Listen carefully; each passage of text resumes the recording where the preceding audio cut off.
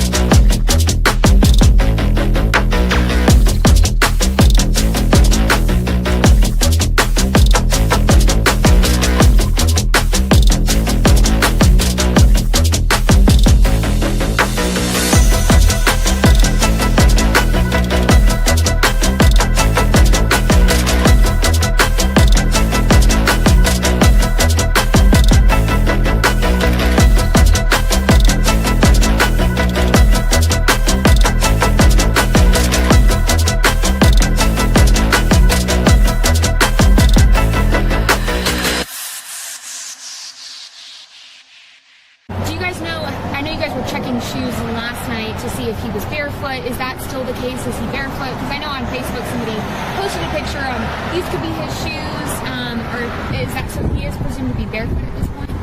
What I can say is that his mom says all of his shoes are accounted for at the house. I'm not going to say that he's barefoot. All right. Allegedly! Hello everyone and welcome back to my channel. This is Lady Freedom here coming at you with another raw narrative. Here's a brief disclaimer for tonight's show. Let's watch. That's ignorant!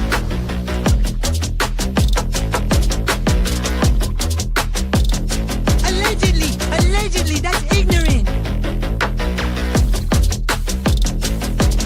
Ignorant.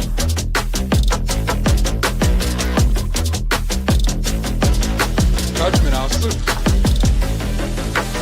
Chloe, you read my thoughts. You've got the shinin. You mean shining? Shh! You wanna get sued? Judgment, Alistair. You just use that shin of yours to call me and I'll come a-running.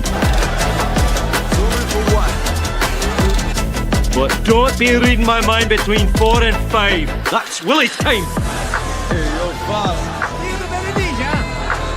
I love him when he does that. Let's watch.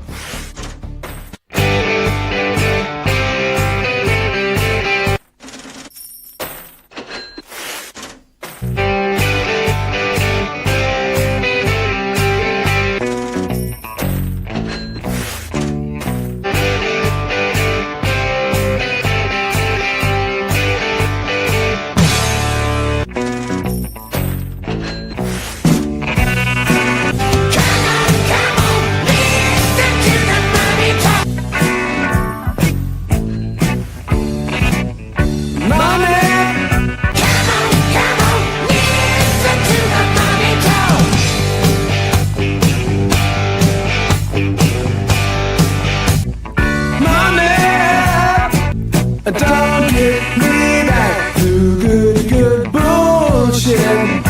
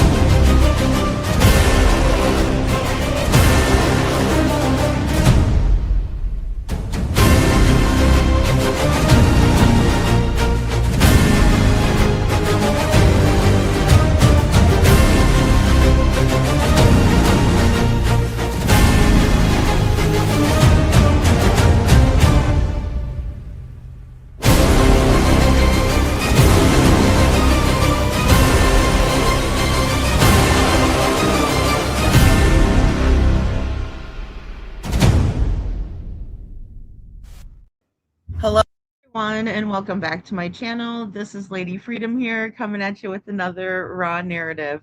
And no, I am not riding a bike. If you can hear a motorcycle, it's not mine. Somebody just rode by when I clicked the button. But it's good to be here with you guys. Good to see you guys. For everybody getting bad weather, I just felt bad today. I felt so bad today.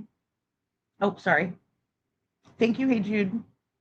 And I just, you know, it was one of those things where Jen sends me a picture of a bunch of snow and I start getting everybody's snow pictures and it's nice out and sunny. So don't be mad at me. But it was very nice out today in Florida. Florida's very nice in the winter time. It's just incredibly hot in the summer. So it's a trade-off, but I feel so bad for you guys that are getting snow. So please stay safe and warm out there. And thank you for the warm wishes too, guys, in the chat. Hey, Gail, thanks so much for being here. Yeah, we're Devlin's army. We're Sebastian's army, and I really hated that I put the 3-day video out for Sebastian, and then I had to go work on this video. There's just so much misinformation, guys. We cannot be doing that for a lot of purposes, but we all need to be on the same page somewhat, especially if we don't think the family has involvement, right? I mean, at this point, like I said, I'm in the middle because I've gathered a lot of research. I've talked to a lot of people. Just because I don't have every person, on panel, some people don't want to be on camera for one. Some people don't want to get up here and talk because it can be very brutal. And another creator who's very tiny, and I was tiny at one point, right? But for a creator who's very tiny to act very tiny like that,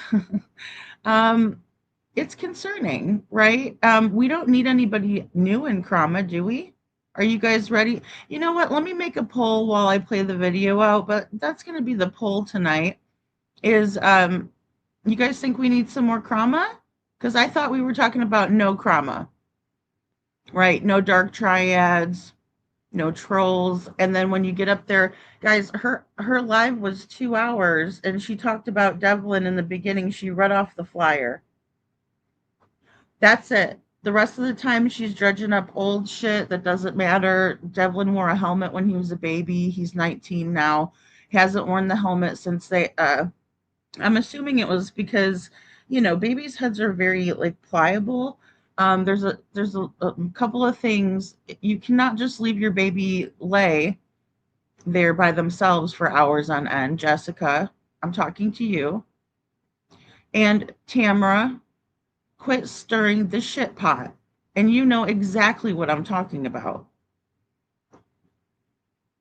I know, I don't know, Gail. It's very upsetting to me. I just don't think we need more drama. If that's what she's going to do, I know Justin's not about drama. So she mentions Justin in the beginning. I almost shit my pants. I'm like, and then other creators that, I mean, I don't know if you guys remember, but Justin and I went through a lot in the Sebastian Rogers case with Nancy Grace. Nancy Grace decided not to air an episode because I think the Proudfoots threw a damn fit. I really don't know why, but the problem is that they could have put Seth in there talking about Sebastian, and she chose not to air it at all. And then I started getting a lot of hate for that. So I'm automatically on the defense, especially when you play 2 seconds of a video. I stand up for who's right. I don't stand up for who I like better. I don't stand up for who I talk to. If you don't want to talk to me anymore, don't talk to me. I'll find other people to talk to. And I did. And I talked to a lot of people. A lot of people that you don't know about, Tam, and a lot of people that you're never going to know about, no matter how much you try to manipulate me. Hey, Chuchi. Chuchi, thank you so much for being here. Chuchi knows what's going down. Trishy, thank you so much. And of course, welcome to the Dragon Tribe. You're always the Dragon Tribe, but guys, I just appreciate memberships. Hey Jude just okayed the trivia. So we got Hey Jude for the trivia. I'm so excited. It's so sweet of Hey Jude because she's got a forfeit. Or she can't know if I give her the answers. I love your bird, Wendy. Good to see you. So today we're going to talk about that. We're going to go over it, but I also want to show you some actual factuals that we, kind of accumulated. And I'm going to do that over the, course of me, doing this live. I don't know how to call it, but roasting. So she's very paranoid to use my content. You're welcome to use it for anything. I've done a lot of research. I would think you would respect that. When you said I'm not a creator, I created all of the videos that you see in the beginning. just created a very special video for Sebastian Rogers. So you might want to go take a look at that. You cover his case. I saw that you cover his case. I don't know what you've done there. Heaven forbid I find out you did something there, because I just found some very upsetting things out last night. Um, it's just not okay. None of it. We're gonna get into it over the next couple lives. So there's been a lot of shit in Devlin's case on Facebook, right? So I told you guys that a lot of this stuff's gone down on Facebook, and then it here, because I started covering Devlin's case. When I started covering Devlin's case on YouTube, um, we had one with Primetime Buzz, which was very well done.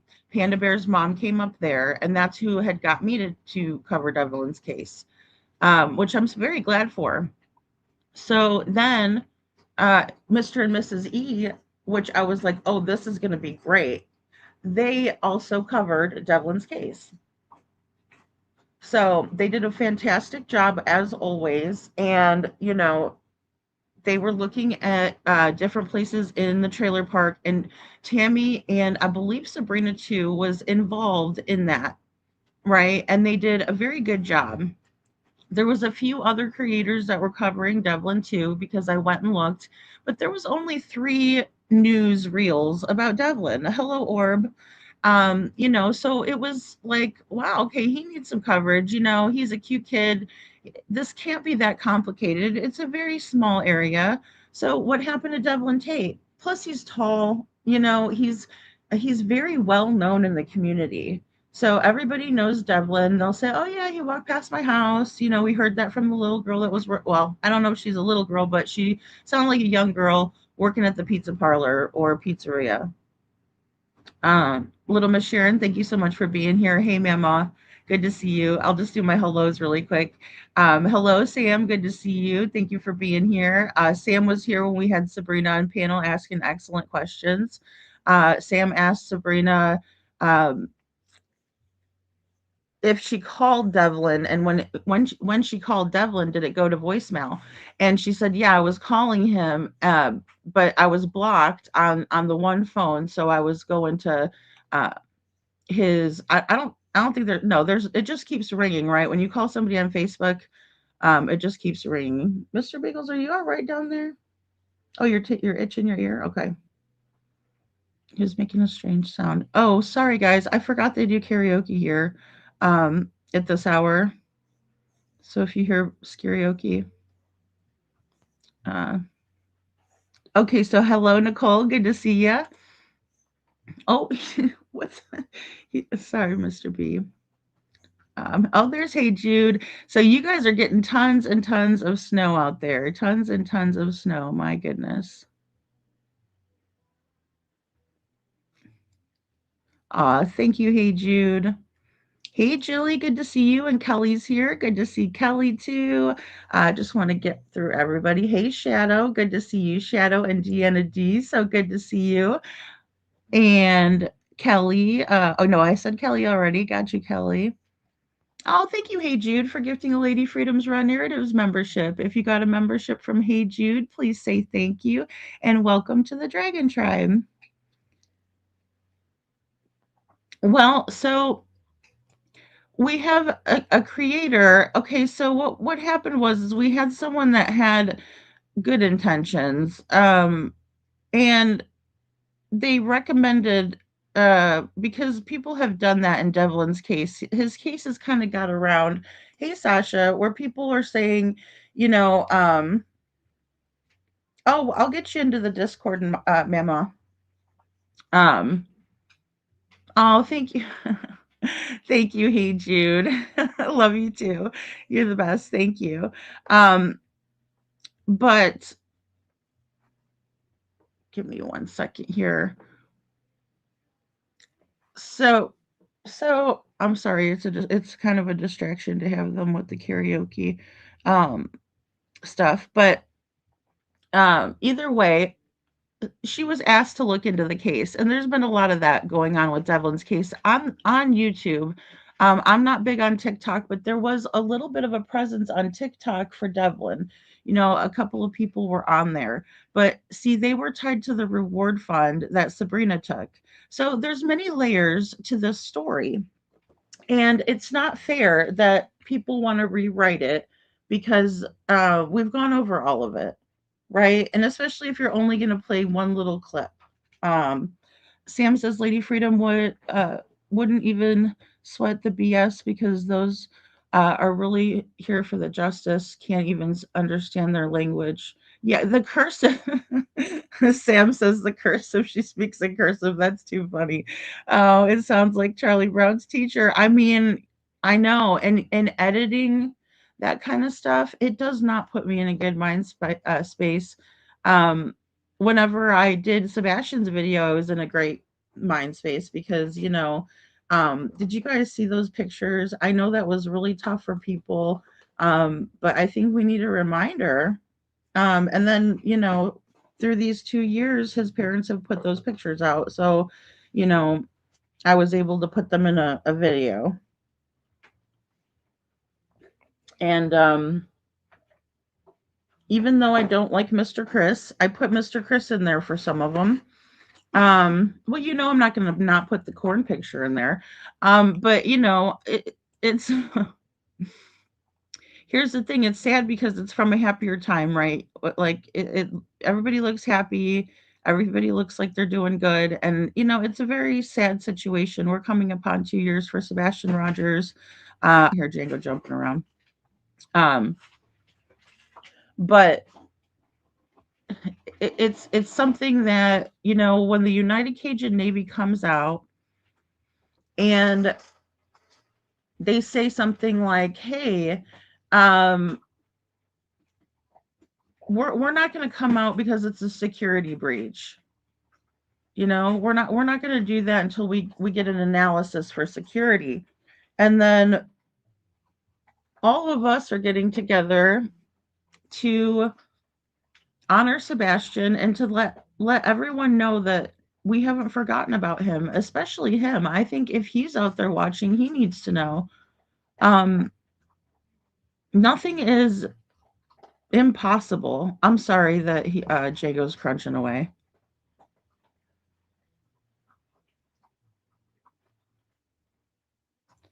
It's going to be a loud, you're going to hear, if anybody's wearing your earbuds, it'll probably be a louder podcast in the background, and I apologize for that. Well, Sam, there was so many lies in the beginning. And what I wanted to do is just kind of show you guys this one video first. And this is going to be all actual factuals that, you kind of get.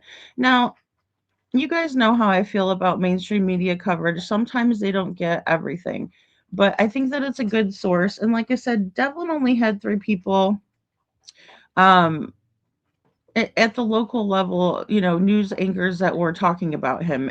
Sebastian has a lot of coverage from the local news media for us to use, but not so much for Devlin. But I want to play that for you. And I'll be reading it too. So here we go. And these are the things that are kind of ready-made for her if she wanted to use them. This is what's really sad about the Krama entering the true crime space, because it's no longer a community of people working together. It's out for me. I got to build my channel. I got 500 people, so I got to build my channel up.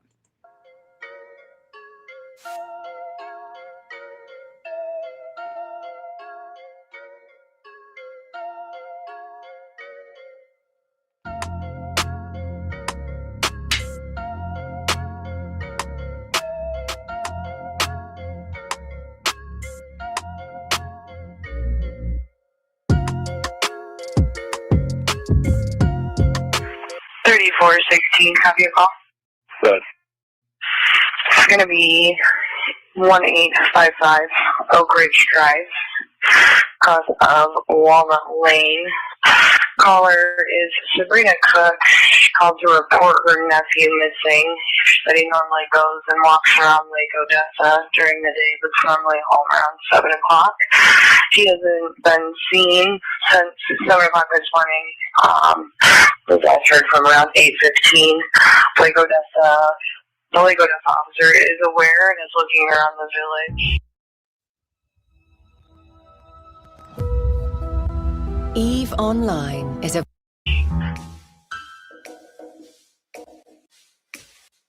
anything like this would happen. A family in Lake Odessa looking for answers tonight after their loved one disappeared. Devlin Tait, an 18-year-old with special needs, was last seen on April 21st in Lake Odessa. Now, 8 days later, he has yet to be found.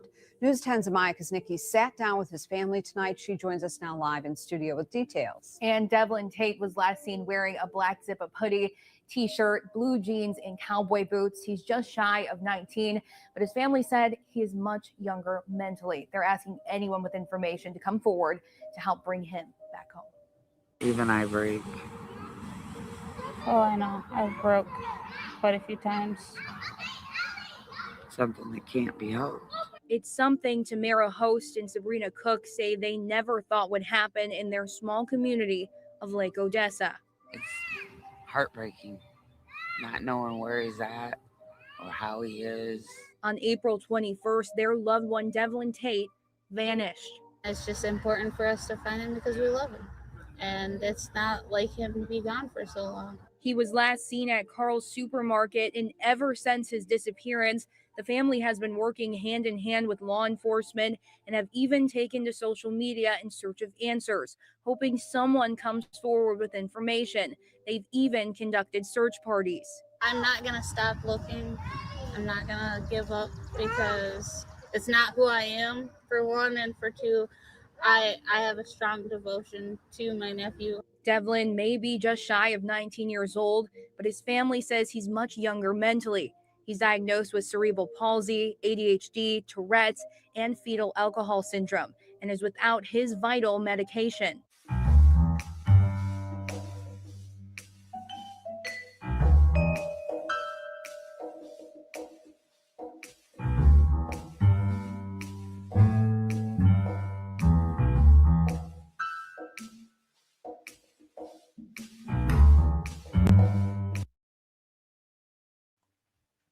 Okay, guys, so this is what I wanted to go over. I put it in the video earlier, but I'm just going to go backwards just a little bit. So I just Googled the possibility of having all kinds of ailments the way that Devlin has, and we're going to learn of a new one too. Oh, okay, I'm going back too far. And we're gonna learn of a new one too, that really shocked me. So it's interesting because, and this, this is Devlin's family, guys. Devlin has a very nice, family in the pictures. I have lots of pictures of Devlin and his family too, because Matt sent them over to me. So that was really nice. And the thing is too, is I've had contact with the family, but every time I turn around, there's some new kind of drama that's stirred up. And, it's because Tamara and Jessica absolutely hate each other, and you can't have, one behave themselves and the other behave themselves. It's just, it goes on and on and on and on. It's very annoying. So when we talk about being annoyed, that's annoying to me, because Devlin is who matters, right? Devlin is who matters. And there was also, what we'll talk about more tomorrow, is a conservatorship over Devlin. And it was being tried when he was young, of course, because he's a minor, but also it was something that I feel like they're trying to keep him with all kinds of things so he can collect money, not for himself, but for themselves. So it's not possible to calculate the probability for a single individual to have all five. So I only put in 5. right? But these causes are independent of one another. And so the probability of having all 5 is very, very low. And that's what I put in my video, and I think that's what this person was referring to. So I just want to put that out there, because I think that's very important. And we got Katie saying, "Google, Google it, y'all." Um, there goes Katie. And the thing is that I was sent this document, which she did use, right? And she talked about how um, Devlin had this done in 2019, which he did. And the problem with this document is this is not from when he was diagnosed originally. So you don't go, to a doctor without having a previous medical condition. And I don't dispute Devlin had autism. If you watch the video with Devlin, Devlin is extremely intelligent. If you've watched his TikToks, if you just um, kind of get to know Devlin a little bit, like ask him. And that's what well and Jude, it's extremely sad because Devlin was having a hard time with Tamara in particular. And so for her to want to do this and drudge all this up is beyond me.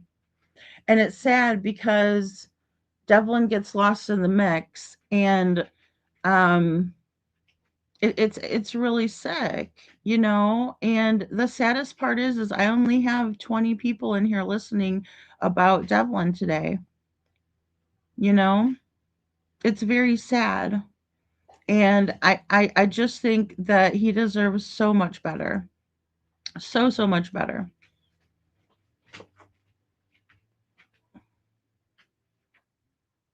And again, this is when he was 13 and a half. And the thing is, I don't care if he has fetal alcohol syndrome or not. Does fetal alcohol syndrome define me if I had it? Would you guys hate me if I had fetal alcohol syndrome, or would you still love me? Put a 1 in the chat, because I think who Devlin is far supersedes what he had when he was a baby anyway. I think it's ridiculous. And I think it's sad.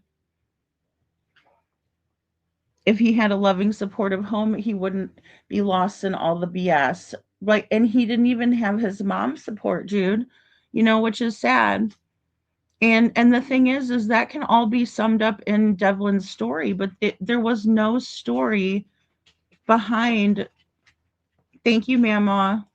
Because I still love Devlin. I don't like him to be disparaged. And Tammy sent me a very concerning text message. And Devlin himself told his mother that he was assaulted in the park, right? He was essayed in the park by a lady. And without getting too far into it, Tamara said that it's very possible. Hey, I don't think I'm messy, Jude. I think that other people are messy. I have a big purpose, and like even with going to the gathering of voices, everybody can talk about all kinds of things on the internet. But showing up for Sebastian is the greatest thing that we can do. And I would urge people to do that. What I think is super messy is when we take these cases out of context and we don't ever consider what the truth might be. We want to pick a side. We want to draw a line in the sand and hate each other. Um, it's not helping the situation. No, but that's what I'm saying. If I had fetal alcohol syndrome, would you guys think of me different? Like, I don't think of people for their ailments. I don't look at my friend and say, "Hey, you have a bum foot, so now you're a bum foot person." Like, I don't look at people like that. Nate's laughing at me because he knows it's true. All right, so let's go on.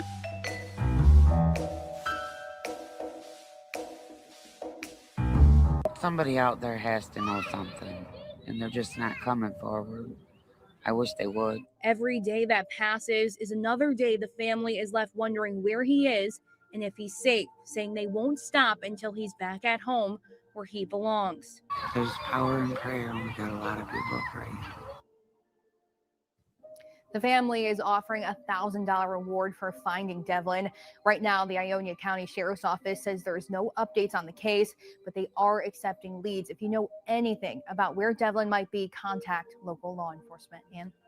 All right, Amaya, thank you. The family is selling signs and T-shirts. They say profits will go toward what is now a $1,000 reward. For more information, visit our website.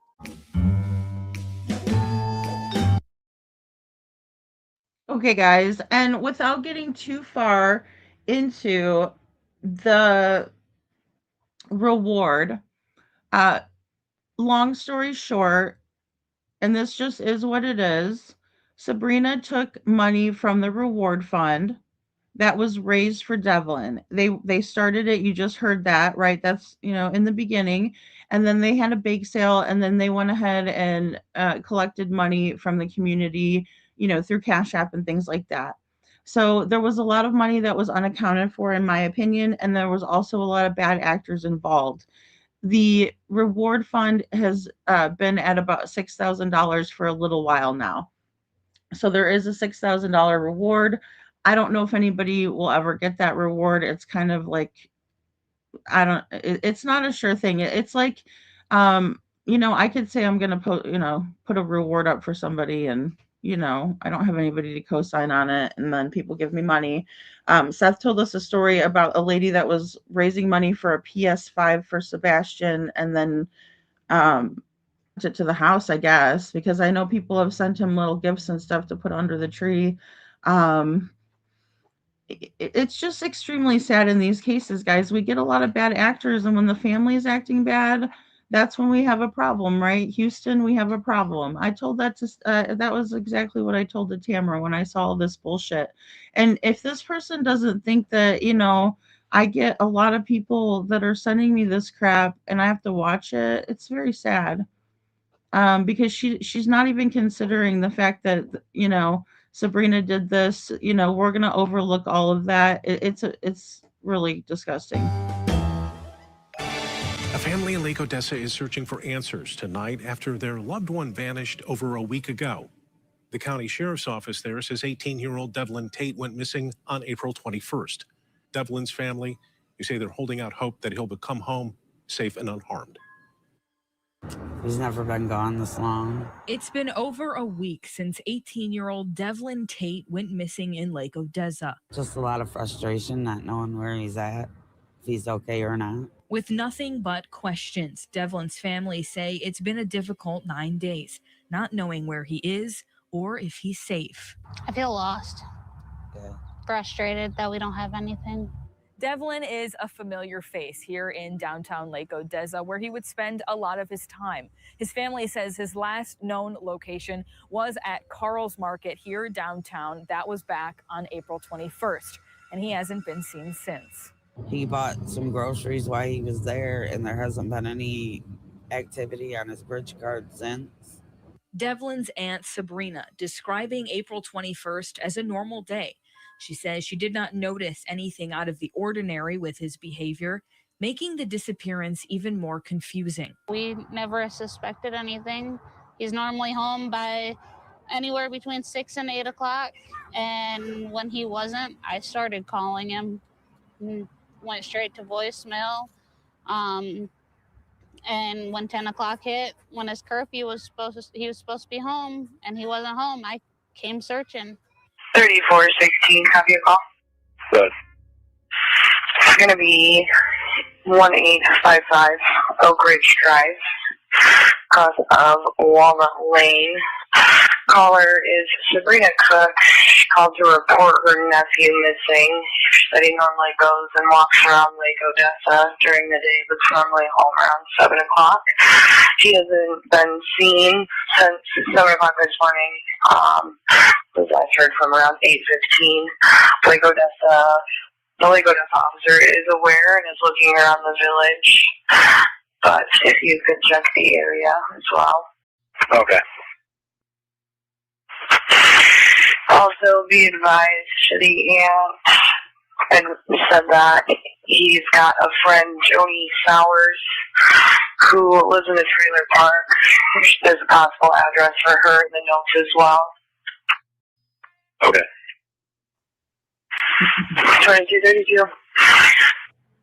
2232. Does anybody else find it funny that Devlin's phone pinged at this trailer park right where Sabrina led the police?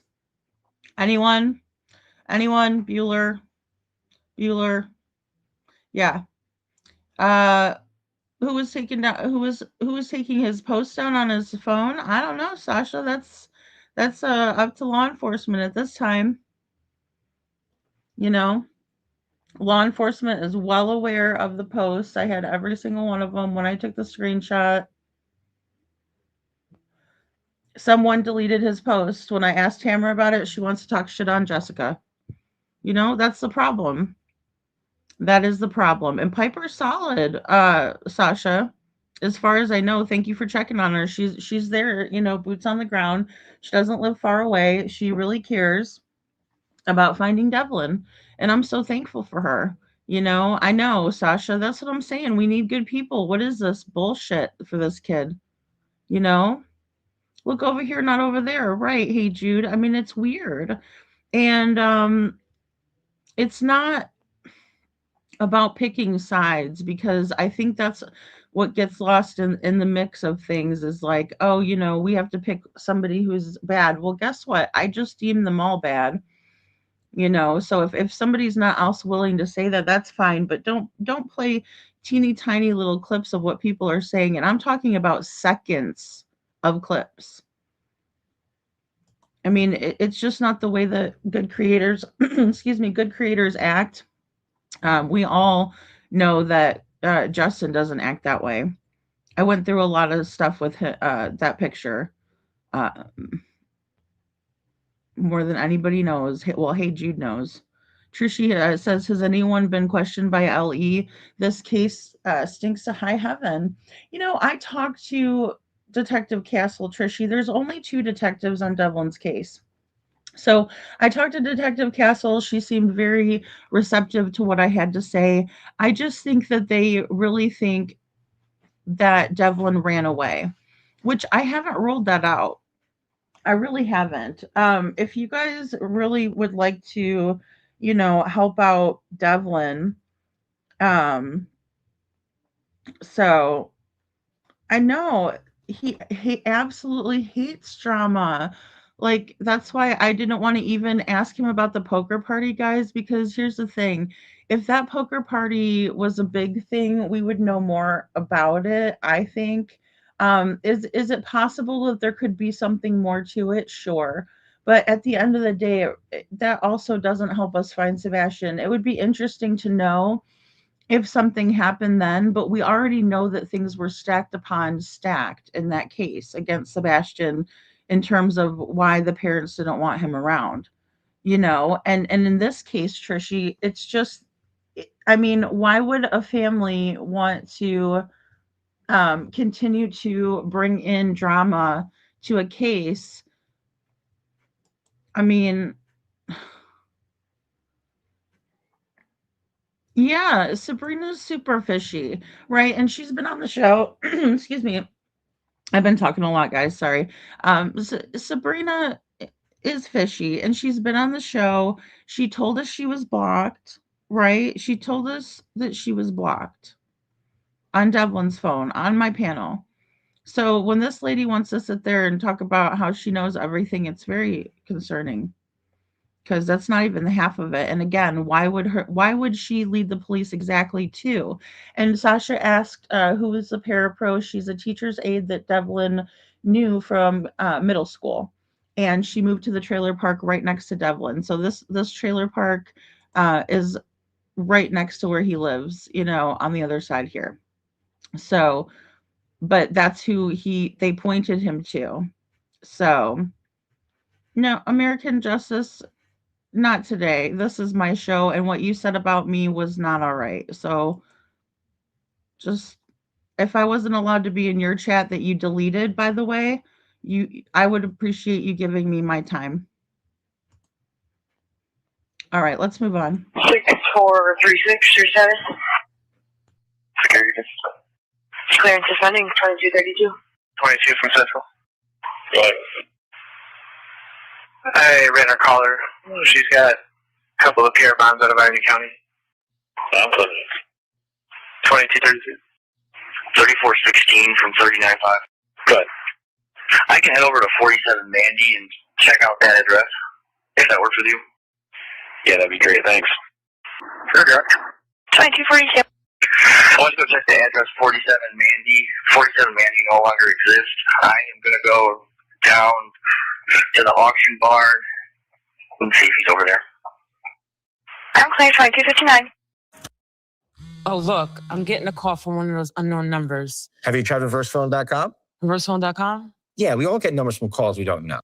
3416. Go ahead, sir. Come on over to 6 Keisha Court in the back of the trailer park with me. I might have them located here. Hey, sir. You're clear 2342. Central 46-3. 46-3. Back in. 2350. So really quick, Sasha, I don't think you're far off with the Parapro. I do have that also uploaded to my channel. So yeah, Piper did a live stream and she talked to the Parapro, and the Parapro was very receptive to talking to her. And I think it was a decent sized interview, 45 to an hour, where, you know, they spoke.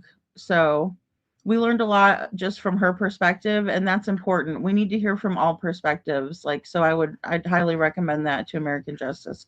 And you'll be heard, American Justice. I'm playing your video tonight, so. 16. Can you try to call him Devlin's phone number, please? 3416 from Central. Good. It's going straight to voicemail. Okay, thanks. 353. We never suspected anything. He's normally home by anywhere between 6 and 8 o'clock. And when he wasn't, I started calling him. Went straight to voicemail. And when 10 o'clock hit, when his curfew was he was supposed to be home and he wasn't home, I came searching. His family says he's diagnosed with cerebral palsy, autism, Tourette's, and fetal alcohol syndrome. Okay, guys, so I'm tired of, you know, that was the big narrative they were pushing in the beginning. And, you know, who cares what happened when he's a baby? He's missing. All right, so, you know, it's good to know the victimology. It's good to know who we're talking about here. But after that, it's a narrative that's being pushed, right? So we have Sabrina right here. She's doing, here, I'll just play it again. Anywhere between 6 and 8 o'clock. And when he wasn't, I started calling.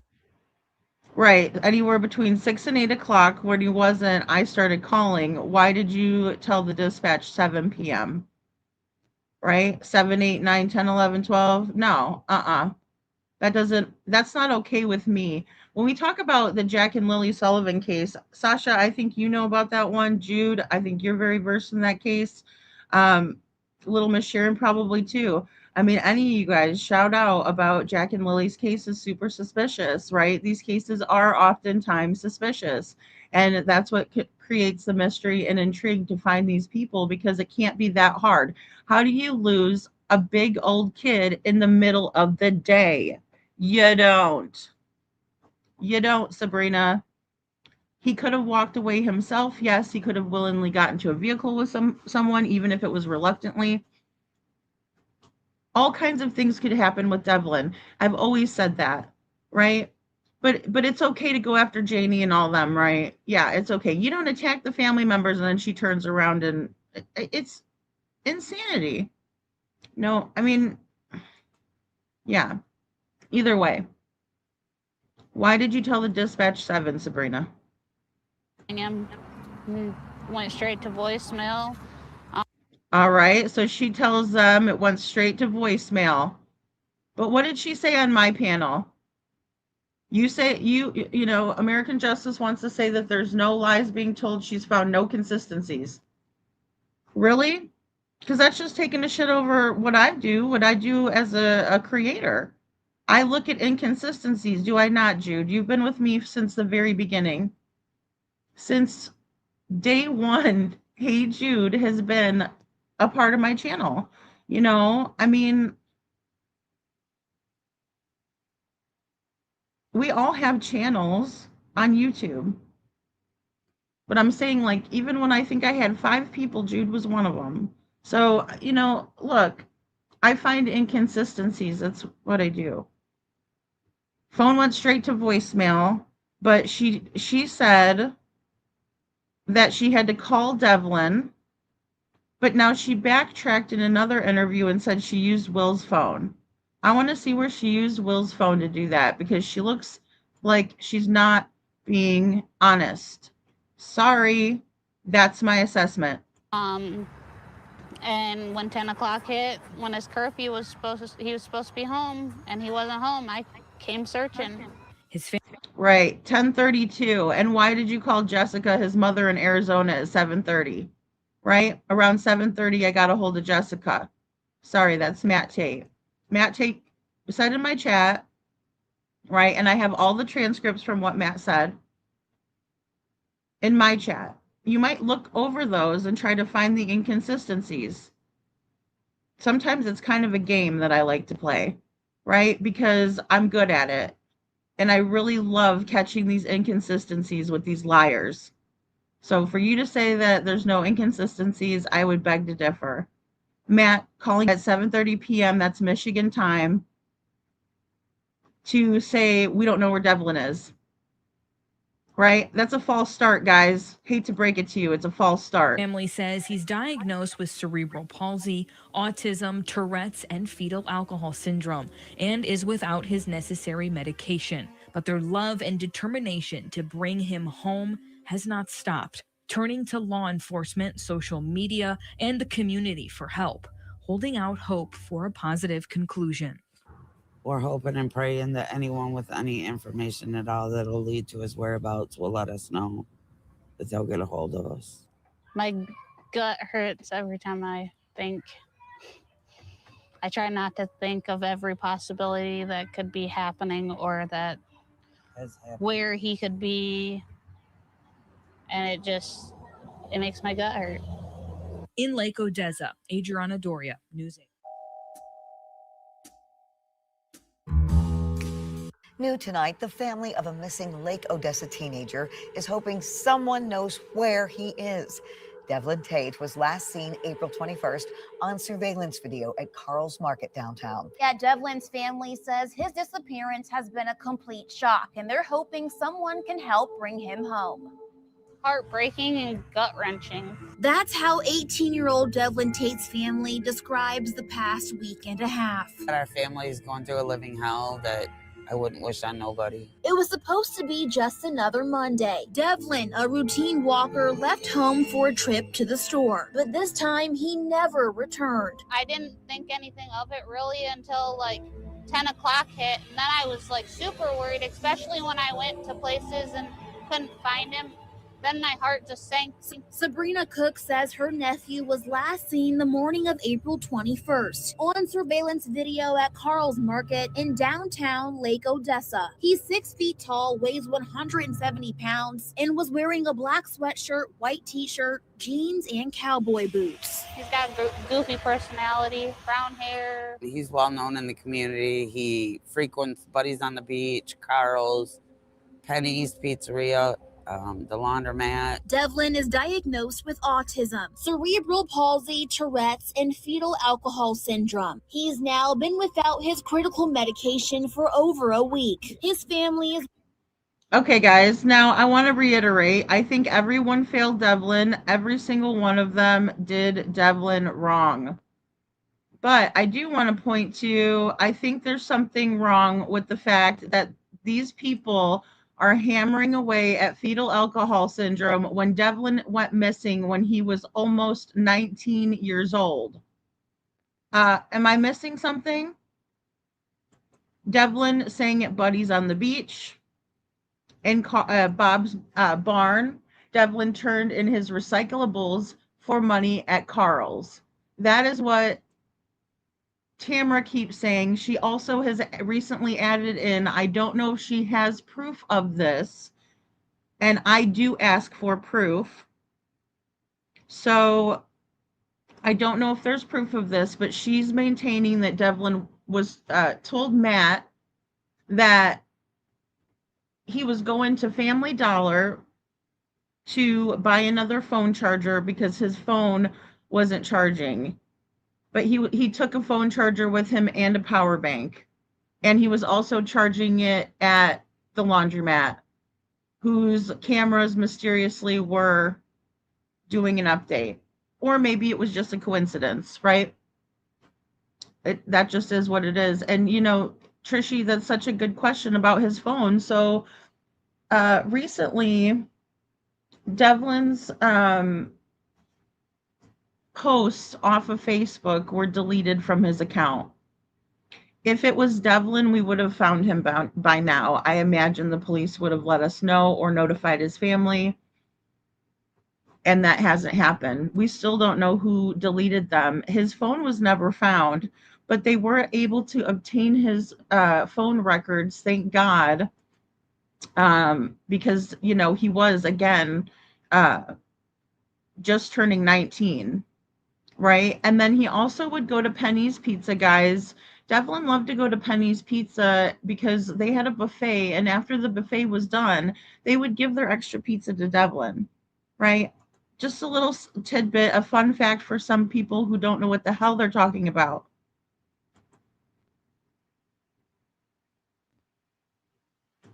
Right? Tamara would not let Devlin charge his phone at home. We learned that on Crime Time Buzz.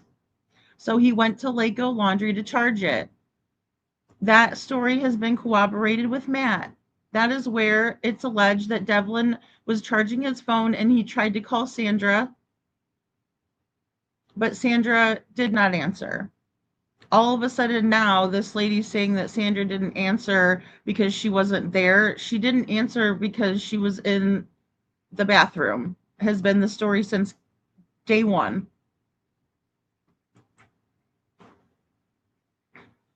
It's alleged he would sleep there when he was locked out, right? And Devlin was said to have slept in his neighbor's barn when he was left out or locked out. He was sleeping up at the fairgrounds and the grandstands when he got locked out, breaking into places and sleeping in there, right? Devlin had court the next day. He could be running away for court. That's another thing that law enforcement probably thinks, Trishy. I forgot to mention that earlier. So, all right, here we go. He's now been without his critical medication for over a week. His family is working closely with police, but with no solid leads. They're asking the public to check security cameras and report anything that could help. With his 19th birthday just weeks away, his family is holding on to hope that he'll soon be found. Devlin's birthday's in 25 days, and I hope that he's home before then. We can only hope that he's still alive, that he's okay. And if you have any information about Devlin, you're asked to contact the Ionia County Sheriff, Juliet. You, just you, building your app on Base 44.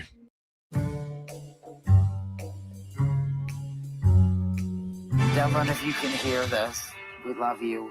We miss you.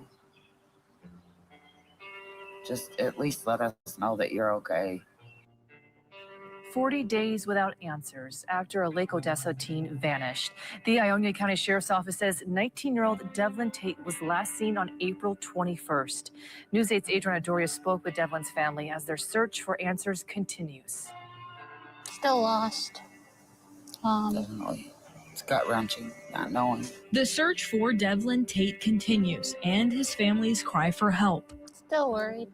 My thoughts and emotions still have not changed. Still thinking that there's more to this situation than what's actually being said. Monday, May 26th was Devlin's 19th birthday. His family spent it without him as they enter day 40 after his disappearance. I'm lost at which way to look. Devlin's cousin and sister say that Devlin was last seen on surveillance video at Carl's Market downtown. They say he's diagnosed with cerebral palsy, autism, Tourette's, and fetal alcohol syndrome, making his disappearance even more concerning. It's not like Devlin to go this long without communication. It's not like Devlin to not even be on social media at all. And not only that, but not to, whether it be with us or to my grandma, but to at least reach out. In the days and weeks since his disappearance, Sabrina and Tamara have taken to the community, law enforcement, and social media for answers. They have fundraised enough money to offer a $6,000 reward for anyone who helps bring him home. Devlin, if you can hear this, we love you. We miss you. Just at least let us know that you're okay.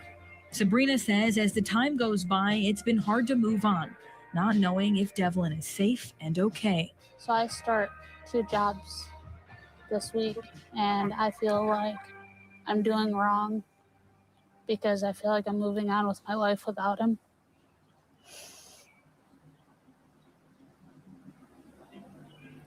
And I feel like I'm not supposed to. All right, come on, Sabrina. And then she's got a fake cry going, because I've heard her cry. The only time I heard Sabrina ever cry for real was when she was crying on Piper's show about how she did steal the reward money and why she did it, right? She needed the money. I'm not saying that she, pissed the money off on drugs, but I'm saying she collected more money. So she did something with the money, whether she, took care of herself and her little son, whatever.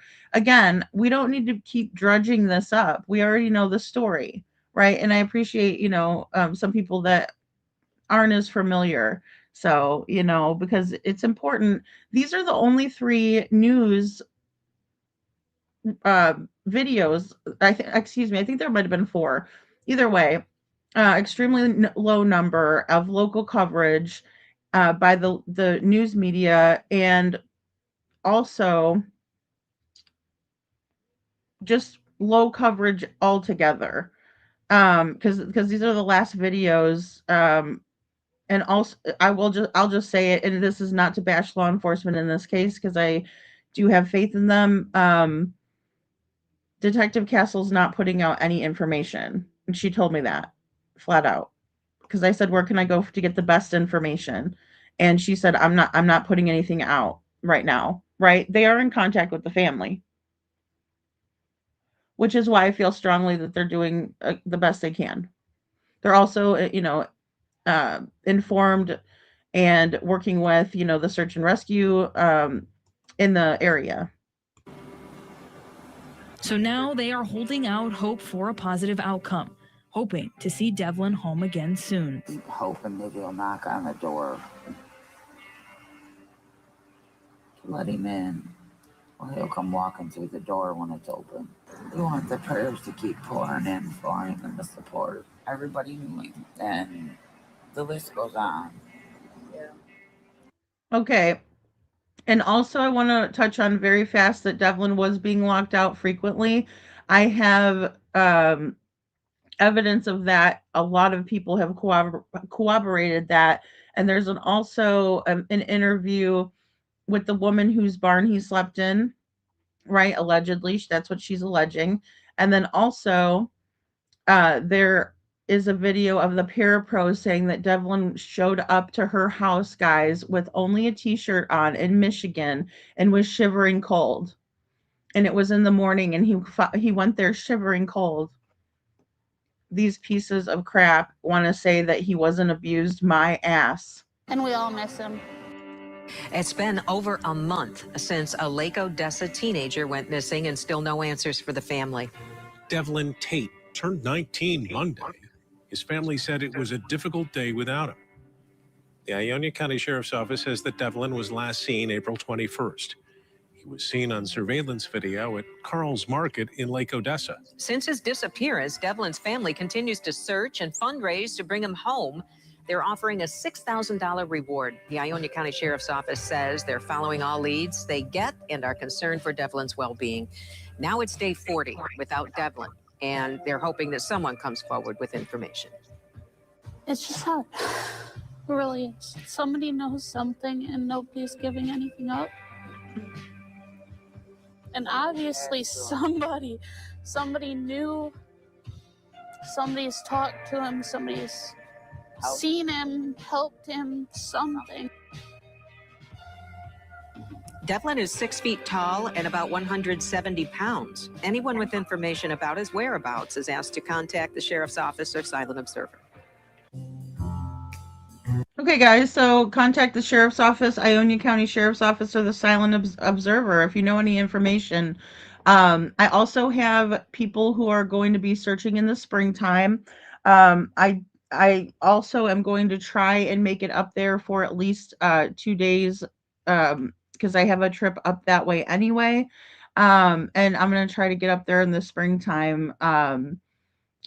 Just to see if we can't find Devlin. I don't think it's very difficult if we start working together, and I'm so very proud of and have a great team that I've been working with behind the scenes, because I couldn't do it without them, and they've done a wonderful job. And then I want to just say that before we get into this, because as Hey Jude said, it's really tough, and to know that there's trauma individuals that are building trauma channels left and right, and then taking my content and only playing a little bit of it and disparaging people in the process, is like taking a shit over everything I've done.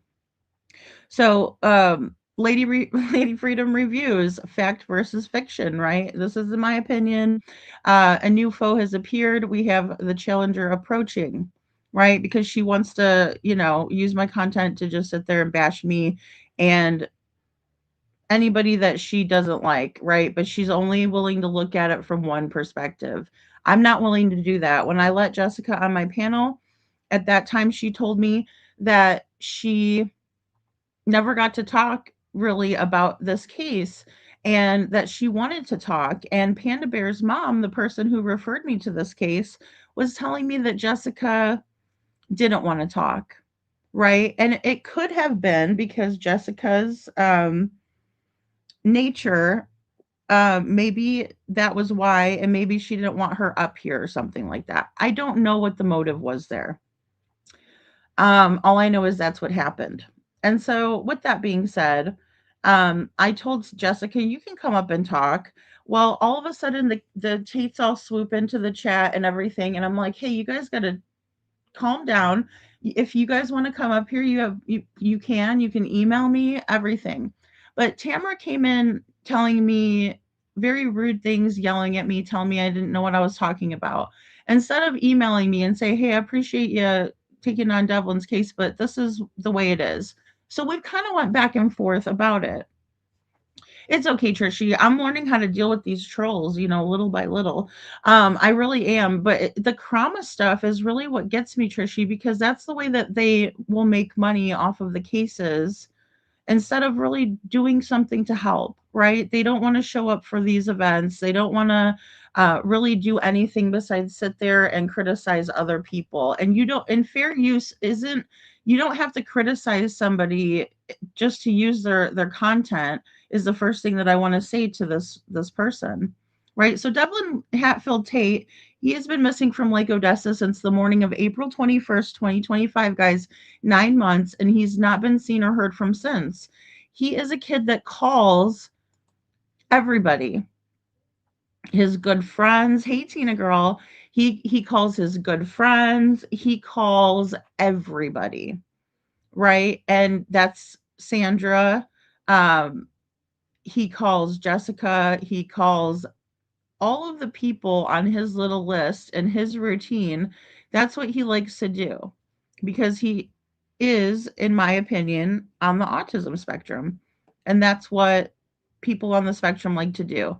When I talked to one of Devlin's very good friends, and he's very lucky to have this person, I was told, and I read her comment. I read what she wanted me to say. I'm sorry, I almost get choked up because she's such a sweet and smart person, and she was scared to come up on my panel and talk about Devlin because she was afraid of the Tates. Do you guys know how hard that is to hear a little 19-year-old girl say, I'm afraid of these people? Guys, these people have a horrible past of criminal activity that goes, if you're willing to do that to your own family members, you have no respect for anybody. If you're willing to do that. The lack of ethics and moral compass seems to run rampant on the YouTube streets. Trishy, I don't understand it. You know, it's very concerning that the bad things are praised and the good things are um, looked at as bad. It's very strange. But I do believe this person wants to push a false narrative. She has a definite agenda. And because she's really excited that she's a very new channel and she's talking to one of the family members, she is absolutely just going to please that family member to milk information out of that person. So that's my opinion, and we're going to go ahead and watch it.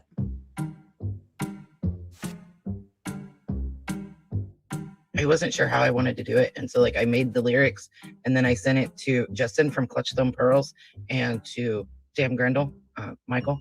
And I was like, hey, I can't figure out how to put this to music. Everybody's like, well, just do it with AI, with music. And I'm like, I don't know how. I'm stupid. Okay. I don't know how to do that. So they were kind enough to do that for me. And for a while, I will have that thank you in the description. So I have gone, I've had a all right. So really quick, I'll just stop her right there. When people call themselves stupid and then they're always down on themselves, they're never going to be able to look at others with any type of open mind or rational lens, in my opinion. Because when one hates oneself so much, they will project it outwardly. And that's what's happening here, in my opinion. A rough week, as everybody knows. So I've gone back and forth how I want to do tonight. As far as whether or not I wanted to show like the video and go to certain timestamps and read and review it that way, or just show you the screenshots. And I think what I'm going to do is I'm going to play the video at the timestamps and then we can go over it. I think that's the best way to do it because we're going to go over Lady Freedom's Raw Narrative did a live with the biological mother of Devlin Tait several months back. And I want to go over that. If your shenanigans recommended me, well, thank you. I'm glad to have you here. I'm not as good as Shan or Daphne or Sunny or Char or any of them, but I'm trying. So I guess that's as good as it gets. Sending love.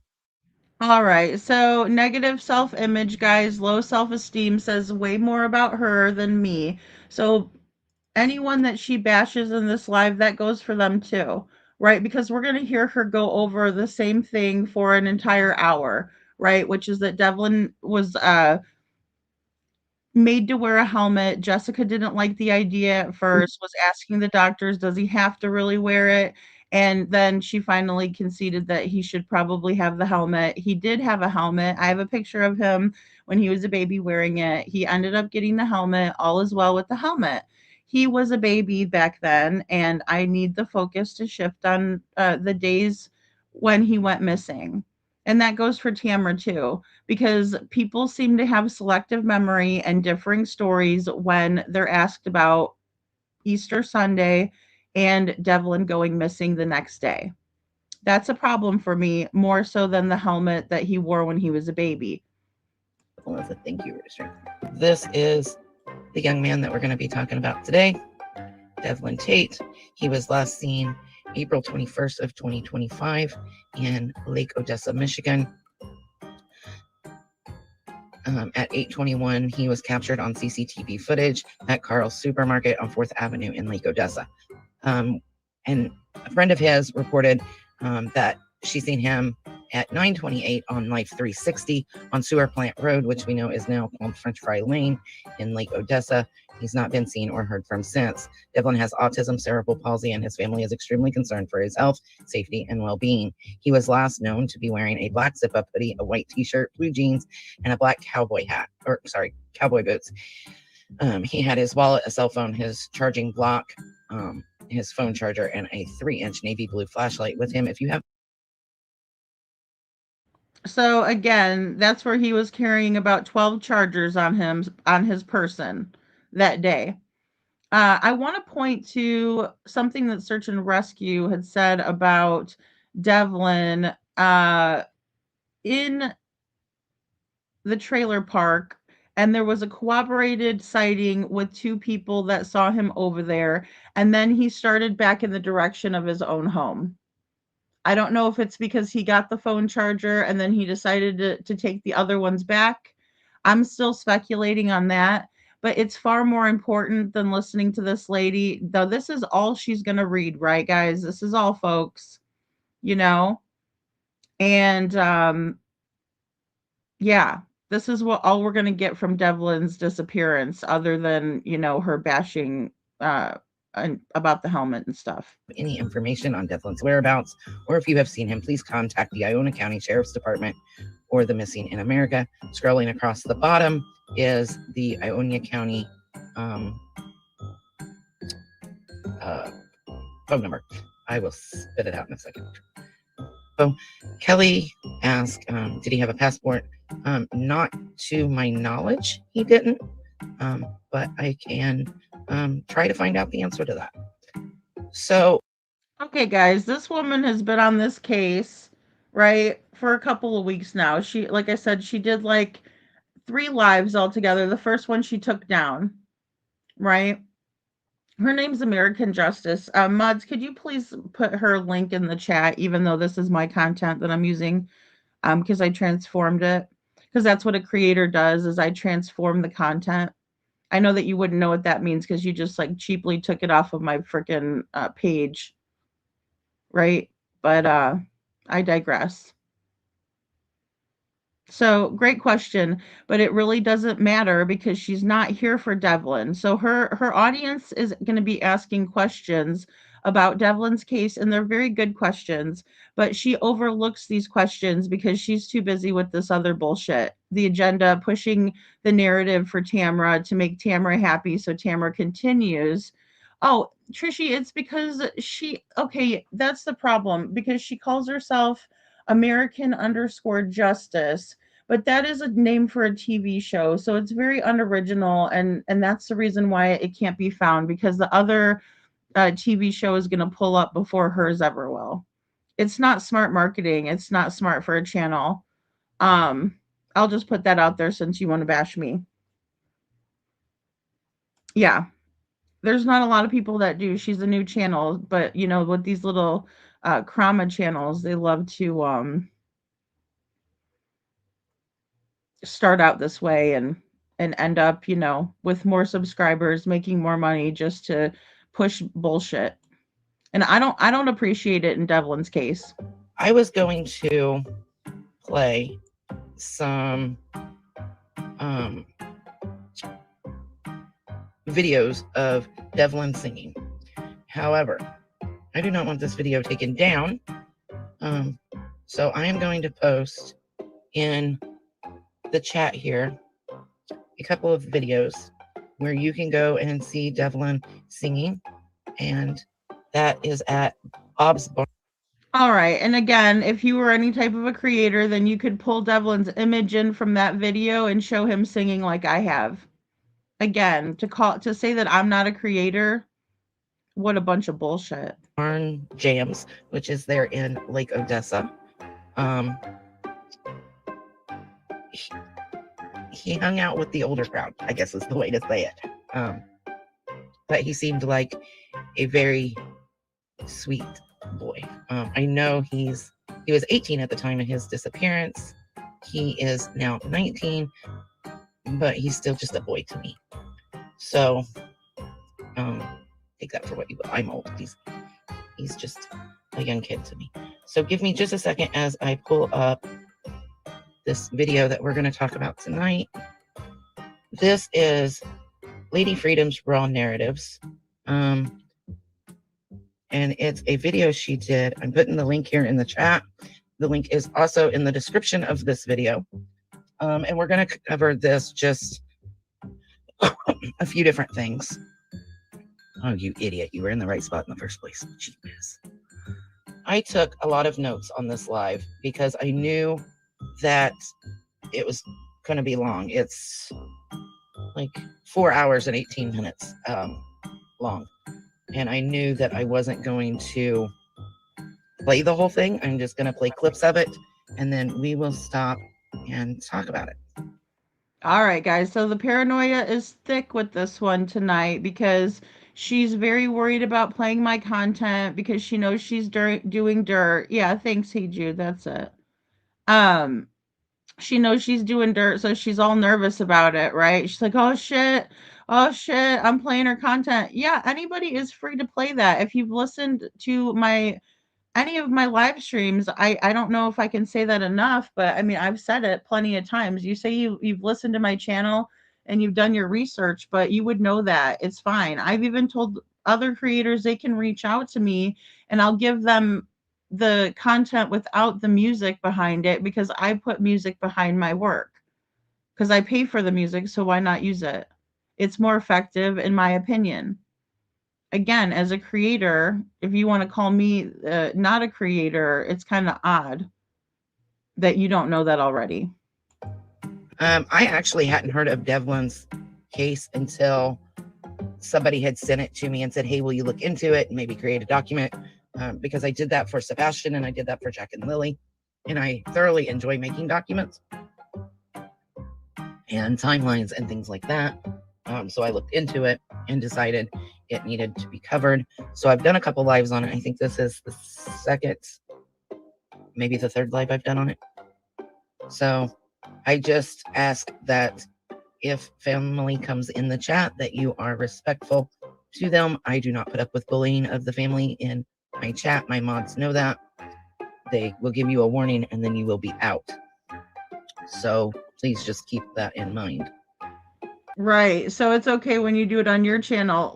I'd like to go over and check this chick out when she's on a Jack and Lily night, and see what she says about all their family members, right? Because it's only okay for her to have this opinion, a strong opinion or thought or feeling based on the evidence that she feels like she's gathered. But I'm not allowed to on my channel. And you're right. I'm not down with people who are pedos, the chomos, they hurt their own family members. No, I'm not down with that. But, I also gave Matt a platform and a voice to tell his side of things because, again, he was the last one to talk to Devlin and the family. So there's that. Jude, you are the link master, and thank you for making me laugh. You're welcome. So the first thing I want to show on this is 1726. So this is with Jessica Peckham, I think. I might be pronouncing that wrong. I am so sorry if I am. And again, this was Lady Freedom that did this live with her. And she is the biological mother of Devlin Tait. Screenshot 1. That way I can follow along because I don't want to play a lot of it. So this is just a couple of seconds that I want to play on this one. Tamara came into the chat the other day, but she wasn't trying to help. She was just stirring the pot, so I booted her out. But she was the last one with, Okay, so that is correct. Tamara was just stirring the pot, and so because she came in there and was causing trouble, I booted her. I did end up letting her back in when it was her time to be heard. Until then, Jessica had the floor. She was on the panel. Matt was allowed to stay because he was answering questions in the chat. Get your story right. This is not helping Devlin at all. What you're doing is causing issues that have already been resolved. Way to go. Did you guys hear that or no? Okay. wonder if everyone has checked. Did you guys hear that or no? No.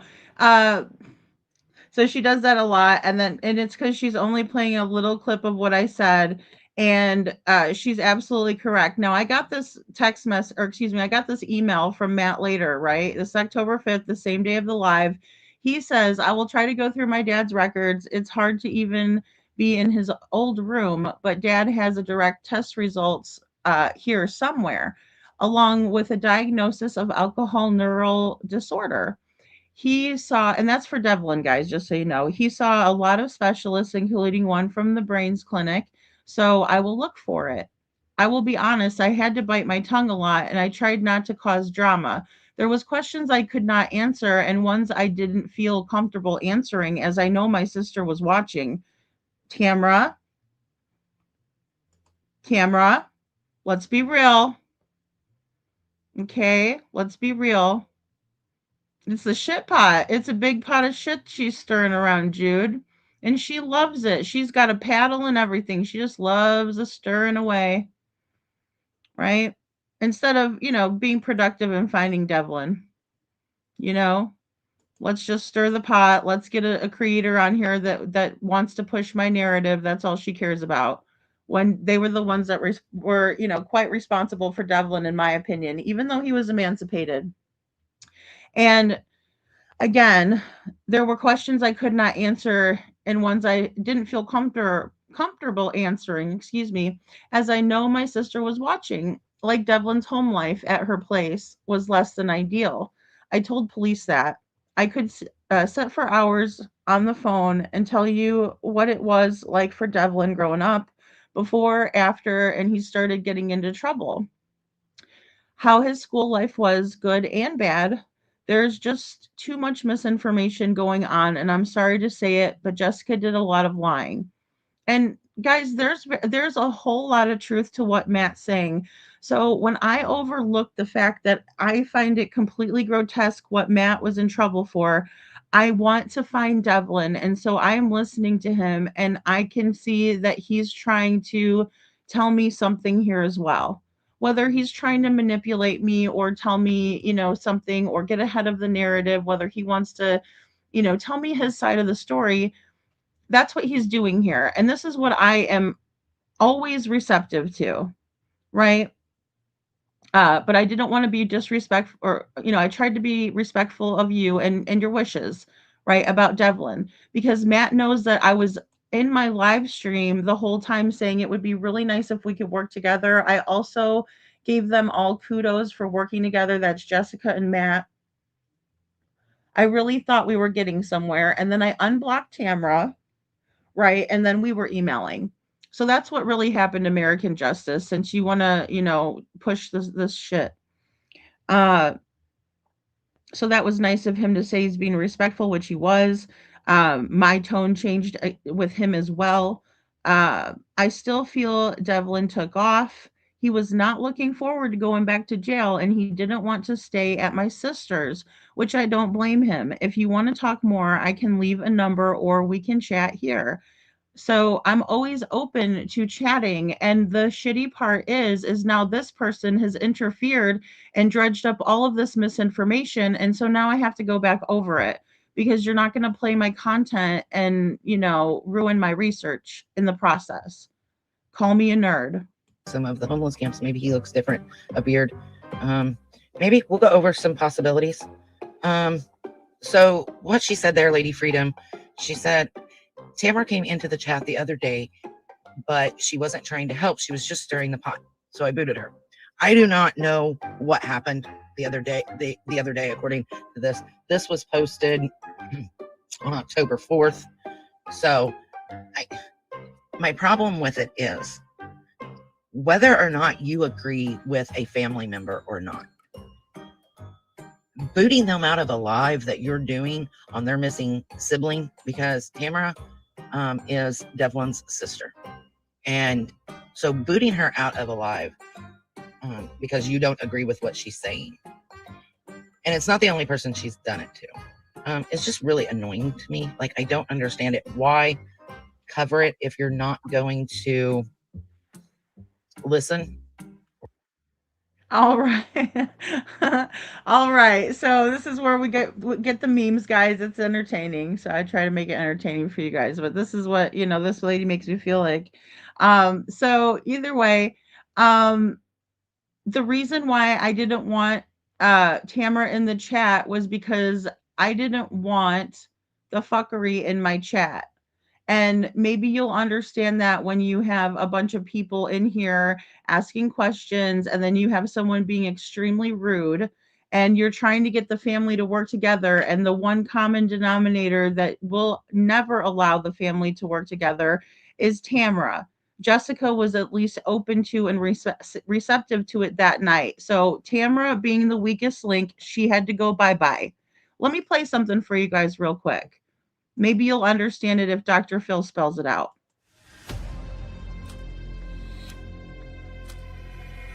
These are the people that actually are so sick, they feel good about themselves for inflicting pain. And it's something called the dark triad. They have narcissism, Machiavellianism, and psychopathy. And there's something called Schadenfreude, and it's when you are joy is derived by someone from another person's misfortune. Yes. So it's this dark triad. These are people you don't want to meet in real life. No. They're ugly people, and they will go virtual to real world sometimes. So you've got to be careful. You're not.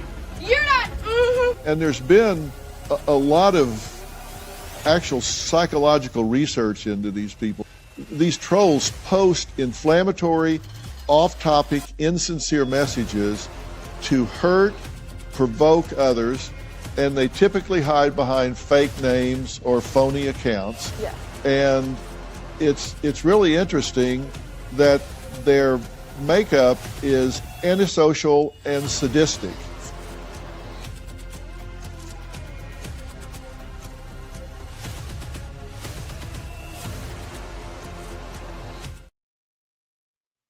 You are the weakest link. Goodbye. So when you're just going to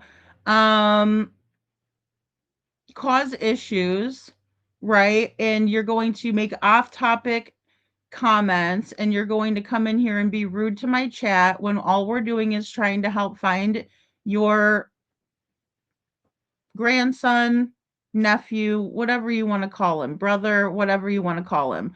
Devlin called Tamara his sister. So if you hear him talking about his sister, it's Tamara.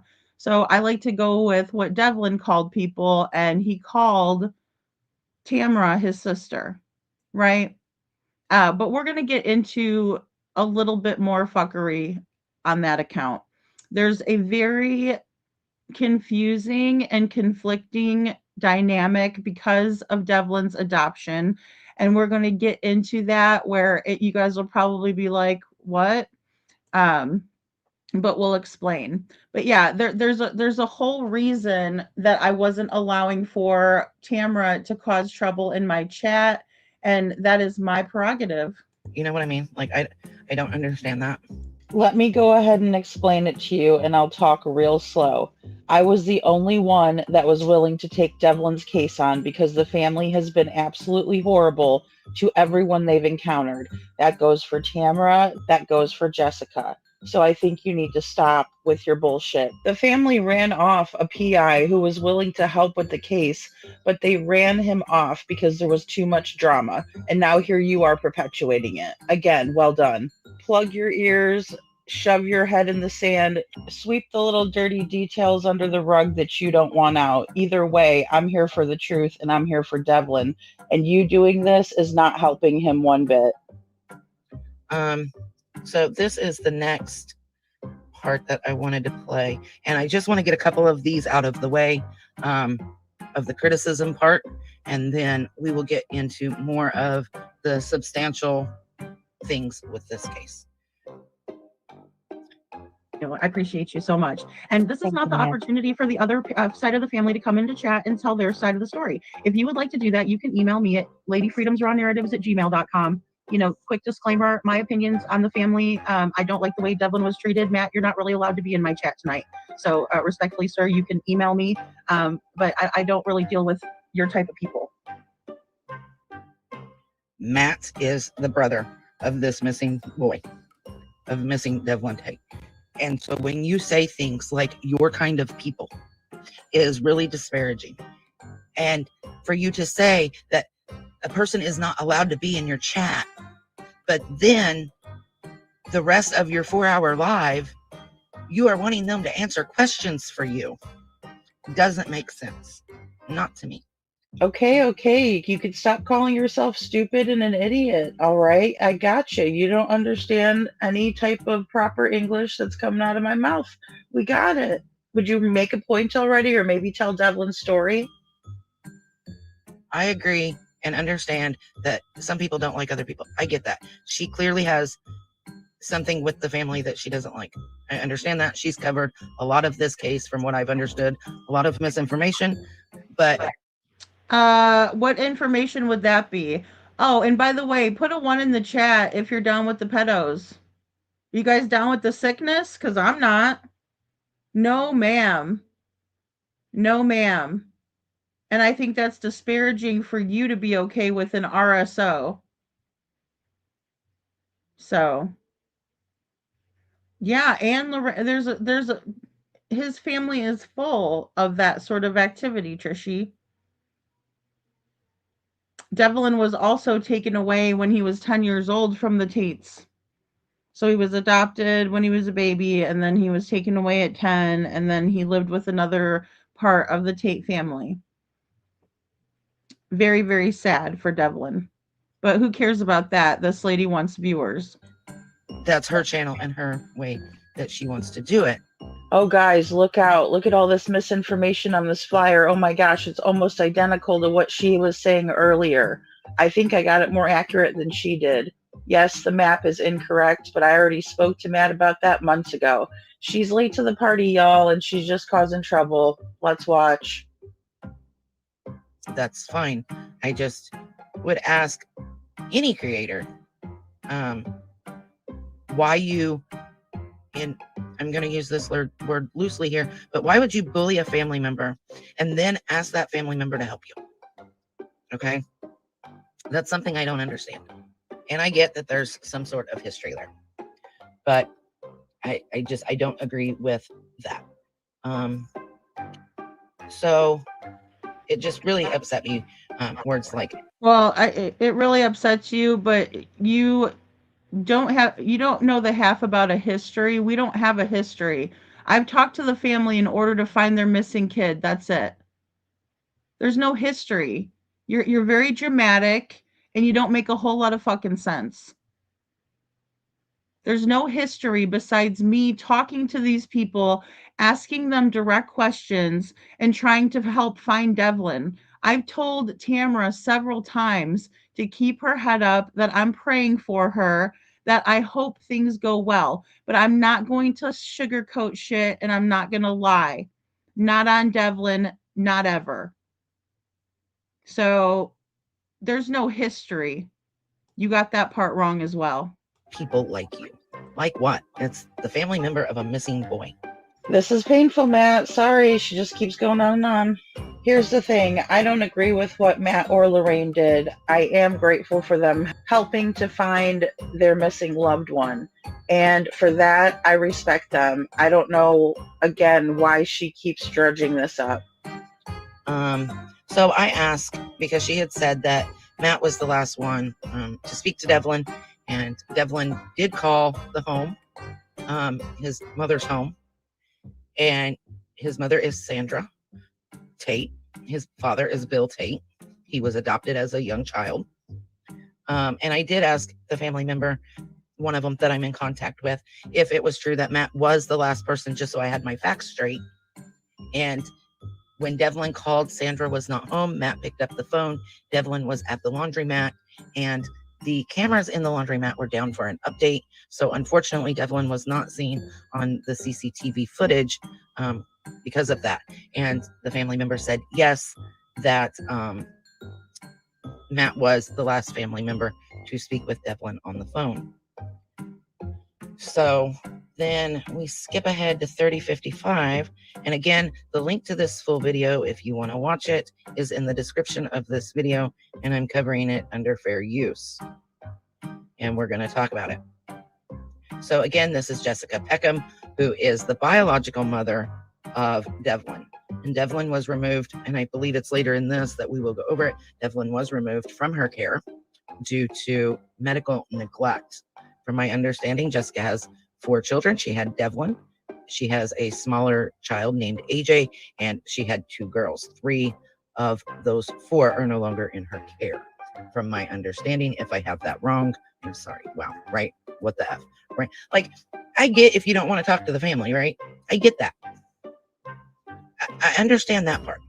But I don't understand bullying and being disparaging to the family of a missing child. Okay, we all have seen Jack and Lily. We've all kind of, have feelings about how that family is, right? But we have receipts to back those feelings up, right? We can show proof of why we say what we say. In this case, I've not come across anything that tells me this family is anything but worried sick about their missing child, right? Like, we can say, Daniel Martell and Malaya Brooks Murray and Janie McKenzie are sus because they were the ones on the property. They were the ones that were there and supposed to be protecting small children, right? But Devlin was not home. Welcome in, Wolfie. Devlin was not home. He had a routine. He would wake up, he would get ready, he would walk into town, which was a 25 to 30 minute walk, about a mile into town, and he would walk around town and hang out and talk to people and just be a young man. He liked to go to Bob's Barn Jams and hang out with the older crowd. And I mean, that's what he did. He had 2 that basically stayed all year. Oh, that's unless they are suspects, right, Robin? And when I say they're suspects, we have proof, right? We can prove he lied here, they lied there, they did this, they did that. Like, we have proof of it out of their own words, out of their own mouths. The stories continue to change. And I have gone back and I've watched several of Lady Freedom's Raw Narratives videos, and the stories that the stories the family have said, those stories have not changed. They maybe got a little more specific as far as time. They said between 6 and 8 that Devlin would be home, and they started getting worried around 6:30, 7 o'clock, 8 o'clock, because he wasn't home. He hadn't called, and he had a habit of calling when he was on his way home and talking to people because he didn't like the dark. So instead of saying 6 to 8, they may have said 7:30, and people they're lying. No, they're not. That's not a lie. They just maybe got a little more specific, and to me, that's not a lie. I don't know about you guys, but I don't consider that to be a lie. Let me go back to my notes because I took a lot of notes on this. He spent in neonatal, and oh yeah, by the way, my son does not have fetal alcohol syndrome. That is physically impossible for my son to have. Okay, so it is said. So really quick too, Sasha. So how this lady got involved with Devlin's case is that Women's Warrior had asked her to look at Devlin's case, and I know that her intentions were good, so it's not anything against Women's Warrior. It's just that now we have someone trying to create a bunch of problems. She's not Tamara's friend. She just wants to get information from Tamara, unfortunately. But yeah, Devlin's mom's having another baby. Trishy, her son has a feeding tube. He just eats with the feeding tube. He also has a chromosome deletion as well as autism, according to Jessica. But there's a lot to get into with some of these behaviors, guys, and we're going to get into it. I am going to have Tina on the panel, who is the biological mom of Adam Nolan. And Adam Nolan was the one that Jessica was very adamant was Devlin's father. But the more research that Tina and I did together, we came to the conclusion that Adam is most likely not his father, without being, I don't know. I always said I'm not Maury Povich. I'm not here trying to say whether or not someone's somebody's father, but if you look at the research that we're going to present to you, we just want to make sure that you guys have the right information. So we are going to do a live about that, and that's been in the works for a while. But this came up, and I think it's more important to really nip this in the bud. Like I said, I know a lot of these creators that she's talking about, and I think that um, maybe they could give her some advice if she doesn't listen to me, because I know that they're not okay with this drama and pulling it into Trishy. I can't give a paternity test. Like, that's the best I can say. I'm like, I'm not, I'm trying to be Connie Chung, not Maury Povich, but and it's fine. I can never pronounce his name right. And it's fine, like, hey, I wasn't there, so I was taking Jessica's word for it for a while. Tina is a sweetheart. Devlin was in contact with her very, very shortly before he went missing. But Devlin was the type of person that would call people a lot, right? And he built a relationship fairly quickly with Tina, and Tina has just been going through a lot in this process. And again, I want to give her a voice. She's been really helping me out with resources, trying to get them to Jessica, trying to get her to work them. But Jessica has, gotten pregnant with a guy that wants her to forget about Devlin. They went to a psychic medium. Well, they did a FaceTime with a psychic medium, and she was telling them that Devlin is no longer with us. And so he is under the uh, he's basically saying that Devlin's no longer with us, forget about your son. And now she's pregnant with his son, or his, excuse me, now she's pregnant with his baby. So, it's been very minimal that Jessica is doing what she needs to do. Right. And so I'll support people that are doing right, but I will not support bad behavior. I do not do that. And that goes for everyone. I treat everyone fairly in that way. That Devlin has FAS. He has fetal alcohol syndrome. So that was Jessica Peckham talking, and she said that my son does not have fetal alcohol syndrome. It's physically impossible for my son to have. Okay. You say that because you claim you weren't drinking, right? Well, it says Devlin Tait is, at this time, he was 13, male, who presents for consultation at this medical facility. Devlin is accompanied by his adopted parents, Sandy and Bill. Now, I am adopted, okay? And something that bugs me, and maybe it shouldn't,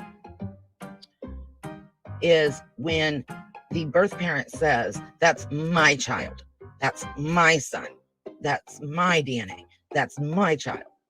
When your child is removed from your care and your parental rights are stripped and that child is then adopted, that child is no longer, yes, biologically, that is still your child, right? I get that. But that was Sandy and Bill's child, in my opinion. Unpopular opinion. You guys can disagree with me if you want. I think that's splitting hairs at this point, as far as my child, their child, whose child Devlin was. Devlin was raised by the Taits.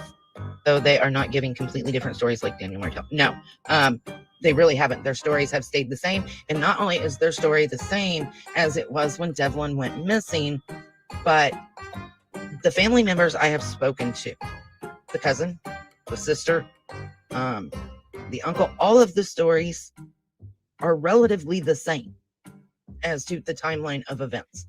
And so, hey guys, whenever somebody says they're absolutely the same and then they say relatively the same, run away, right? That person is lying to you, right? She's going, oh, I know for sure, I've talked to these people, and now it's relatively, though, they've been relatively the same. Bullshit. They've been all over the place.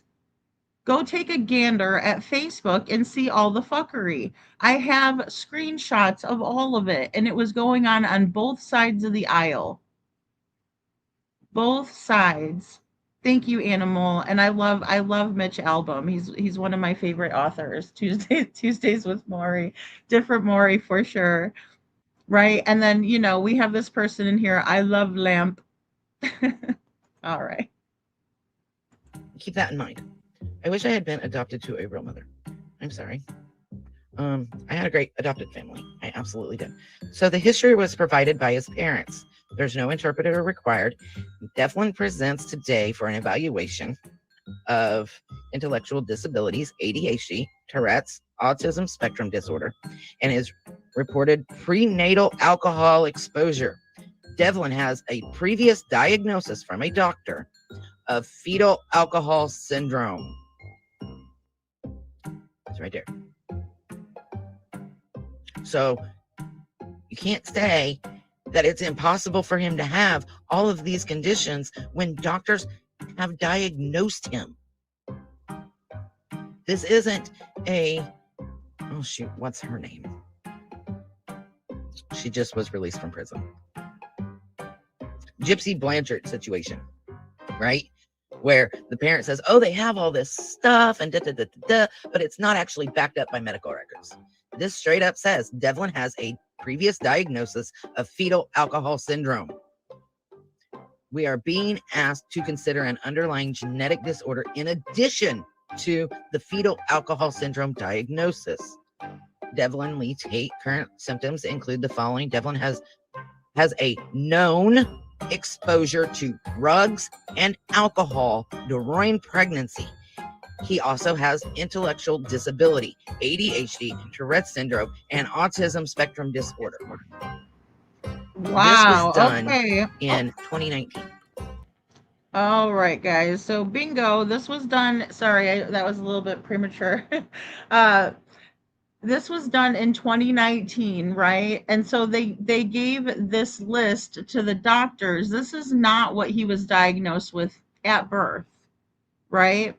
So I'm glad that she recognizes at least that. But when it comes to Devlin, again, none of these things define him. What we need to know more so about Devlin is who he was as a person before he went missing, right? Like, was he able to take care of himself? What was his demeanor like? Because look, if he was short-tempered, that, for example, if he's short-tempered, then he would get into an altercation more easily than someone who isn't, for instance. So that is one thing that we can understand about Devlin and put that in the possibilities category, or, kind of take it out depending on how strong the evidence is. And I always like to put up receipts. It's just amazing what other people will interpret from black and white. Tina Girl says, what why is Gypsy being brought up? She her own mama. What does that have to do with Devlin? Tina Girl. And that is a hometown case for me, because I lived in Springfield, Missouri for a very long time. A large portion of my life was spent in Springfield, Missouri. I was there when all of this happened. I didn't live far at one point. Right before I moved from the house, that Gypsy Rose did that horrific act to her mother. And I will tell you this, she's terribly misinformed on that case. Terribly misinformed. It's really, really sad, because again, this is the trauma, crap that we're seeing more and more of every single day. Yeah. Well, and there's people, Sasha, that have even come forward and said that they believe that they're Devlin's dad, which is why we started digging into it, right? Because Tamra does so much bashing of Jessica that it's hard to believe some of the things that she says. Some of them have been proven to be true. Some of them have been proven to be false, right? Some of them are just her pure hatred for Jessica. Hello, Justice for Noog. So, that's the problem there. So we sift through all the bullshit and we try to find the truth. And I've been doing that here for the longest time. The problem is that this person isn't strong enough to take the research and use it for good, right? Because they would rather talk to Tamra and try to suck all the information she can out of Tamra, right? So Trishy, it was said that Gypsy Rose's mom had Munchausen by proxy, but there's been so much that has come out that has that has been proven, right? That is the records, and there was FOIAs just done. Oh gosh, Trishy, it's wild. That really suggests and demonstrates that there may not have been a Munchausen by proxy. Dee Dee was never diagnosed with Munchausen by proxy by any doctors, and then she wasn't here to defend herself. And the dirty scoundrels, the Good Old Boys Society in Springfield, Missouri, went ahead and put out the false narrative, got a confession from Gypsy, pinned it all on Nick, and they played a sympathetic jury that her mother was demonstrating, without a diagnosis, by the way, or proof, that she was demonstrating the characteristics of Munchausen by proxy. Now, they were pretending like Gypsy was sick in order to get financial gain, to go on all those trips and do all those things. But Gypsy did have some issues, like a proven chromosome deletion, for instance. So it's very interesting. And again, it's a hometown case for me. I watched Gypsy on the news. I knew, everybody was very apt to give to her, but there were people that were close to Gypsy that knew more. And the hospital was also using her as a poster child. There's so much to that case. To bring it into Devlin's case, I don't see the correlation except for all of the diagnoses. And that's when I did mention Gypsy. And I also did, they had a great excerpt from court where an expert took the stand who was a clinical psychiatrist, psychologist, and he diagnosed, or he verified, that Nick absolutely had Asperger's. Well, he didn't say Asperger's because you know how that is these days, but he did say high functioning autism as his only diagnosis. So he wasn't like psychotic or anything, and he's the one that did the main act. So we watched that in terms of understanding Devlin better because of his autism, and because he's more of like, a young man versus a child.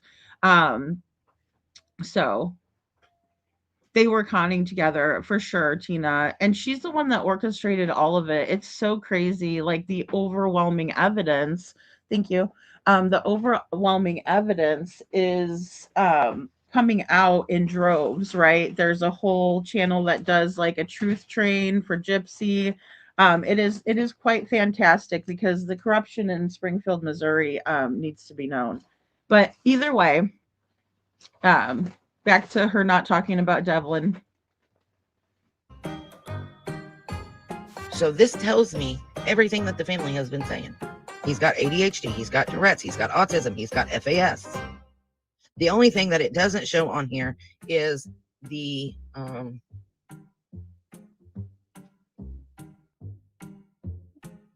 cystic fibrosis, I think it was. Guys, okay, now this is why we had the Gypsy Rose vibes from this. Cystic fibrosis. Any of you guys that have been here through Devlin's case with me, please let me know if you've ever heard of Devlin having cystic fibrosis. And again, this is coming from Tamra or somebody in that camp, not Jessica this time, who claims she had cancer when she didn't. So I just wanted to point that out. A lot of things are going to be like this. I'm going to play something, and then I'm going to show you either a screenshot or read you a message proving or disproving what was said. Wow, poor Devlin. Exactly. And this kid didn't have a fair shake. And I don't mean that as any disrespect to his family. I mean that because he had a very rough start. He was it says right here, he was known to be exposed to drugs and alcohol during pregnancy, and then he has FAS. That is a very rough start. Jessica said he spent 2 months in the NICU. I know that in addition to— So the problem with that is that's only one side of the story. That is only one side of what they told the doctor that Devlin had already. This is something that he was being reevaluated for. So in my opinion, it's not proof. And when we talk about whether we're going to bully the family or not, it's not okay for you to bully Jessica either. And even though I do not care for her or her actions, I'm still not going to stand for that. It's ridiculous. Talk about Devlin. To spending 20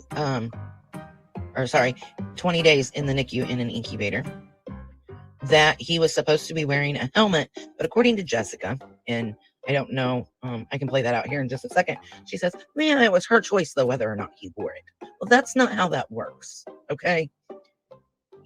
And she says that he basically had fluid on the brain, but the brother clearly says that that is not true. And we'll get to that in a second. But let me play this out where she talks about whether or not she had to have him wear the— remove this one, add this back. I will. Okay. So let me play that out where she talks about the helmet.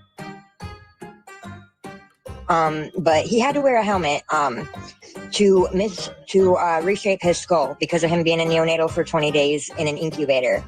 And I had the choice whether or not to put it on him.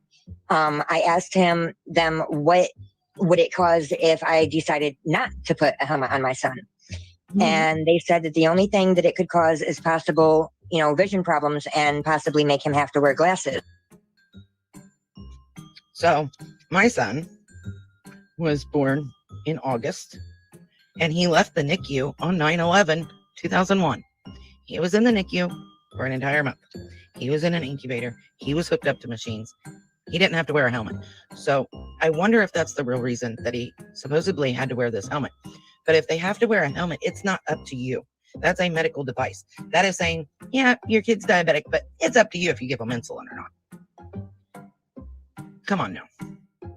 Let's be real. That makes no sense. 0 sense does that make.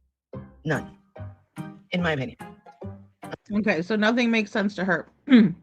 So Jessica's super stubborn, and I could absolutely see that. Oh, Trishy, I think that you got it. I think Trishy got it. Sorry, I just saw that in chat. I think she got it mixed up with cerebral palsy, cystic fibrosis. Yeah, I bet you that's what it is. She just got those two mixed up because I'm like, that's new. I mean, I've never heard either side, anybody ever tell me that. Right? It's highly concerning when you hear like all of these things. And then also they were trying to get the guardianship. I think I called it a conservatorship earlier. I'm sorry. They were trying to get the guardianship over Devlin. Highly concerning. And then again, Jessica's stubborn, and I can see her being like, does he have to wear the helmet? As she stated. But ultimately, she took him for the appointment. They got the helmet because there's pictures of him in it, right? So no matter what, Devlin did get that helmet taken care of. And we're going to hear about Jessica making an appointment after quite a bit of nonsense. It doesn't. Yes, poor Devlin. He had a rough start. Poor thing, withdrawal was his first experience. Exactly. And even if let's give Jessica benefit of the doubt and he was just exposed, but he didn't go through withdrawal, that is still a really rough start. I mean, it just is. Let's be honest. Right? Was the bio mom involved in his life when he went missing at all? So we will get to that. Devlin was removed from her care before he was even a year old. I believe he was either 6 months or 9 months old. I think 9 when he was removed from her care and adopted by Sandra and Bill Tait. And She did not come back into his life. Jessica did not come back into Devlin's life until I believe it was the year before he went missing. So she's had maybe a year's worth of contact. And a lot of the things that get asked in this live, if you go watch the whole thing, like I said, I'm only covering parts of it. Again, the link to this live is in the description, and I'm using this under fair use. But one of the things that she says when she gets asked questions is, well, I don't know. You'll have to ask Matt. You'll have to ask Matt. You'll have to ask somebody else. I don't know. But when it comes to the drama of it, well, she's all about that. She's okay with talking about that. And she contradicts herself in this. And we will go over that when we get to it. Like I said, I've got this all wrote down. So I don't know if I want to. Yeah, I will. Okay. So this is a conversation between me and Tamara, which is Devlin's sister. He said, was Devlin diagnosed with FAS? Yes, he was. Okay. All right, guys. So, this lady sums it up. I'm going to read this, and she doesn't want to read the whole thing. Probably laziness. All right. January 13th, 2026. Of the 20 days that he spent in neonatal, oh yeah, by the way, my son does not have fetal alcohol syndrome. That is physically impossible for my son. That is a transcript from my show, right? Tamara says, yes, he was. Oh, there's plenty more of her BS. I sent her 3 emails on separate topics lately, right? Talking about me. To Lady Freedom, I'm watching her on something M. I'm sure I will have many questions. I will try to wait till the end to ask them, right? So she's verifying things with Tamara. This is the part she didn't read because she's not transparent. I am very transparent and I pay attention to detail. I have the medical papers to prove it, which one point I posted them online along with a text conversation that I had with Tina Grisham where she told me she quit, right? So with this, we've already gone over this, and I posted the medical papers that she just went over, right? So she just went to my channel and grabbed those off of my channel. Yeah, she's talking shit behind the scenes with Tamara.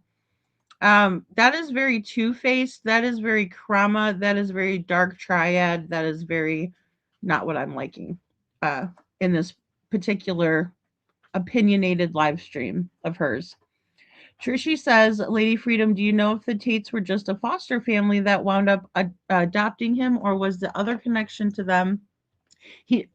How does a family with RSOs get to be foster or adoptive parents? That is such a great question, Trishy. And we're going to go over the court records, but I will tell you this. So going back to Devlin's huge family tree here, we got Timothy Hatfield, who is Tamara's son. And he's going to be all the way over in the checkered shirt with the checkered tie,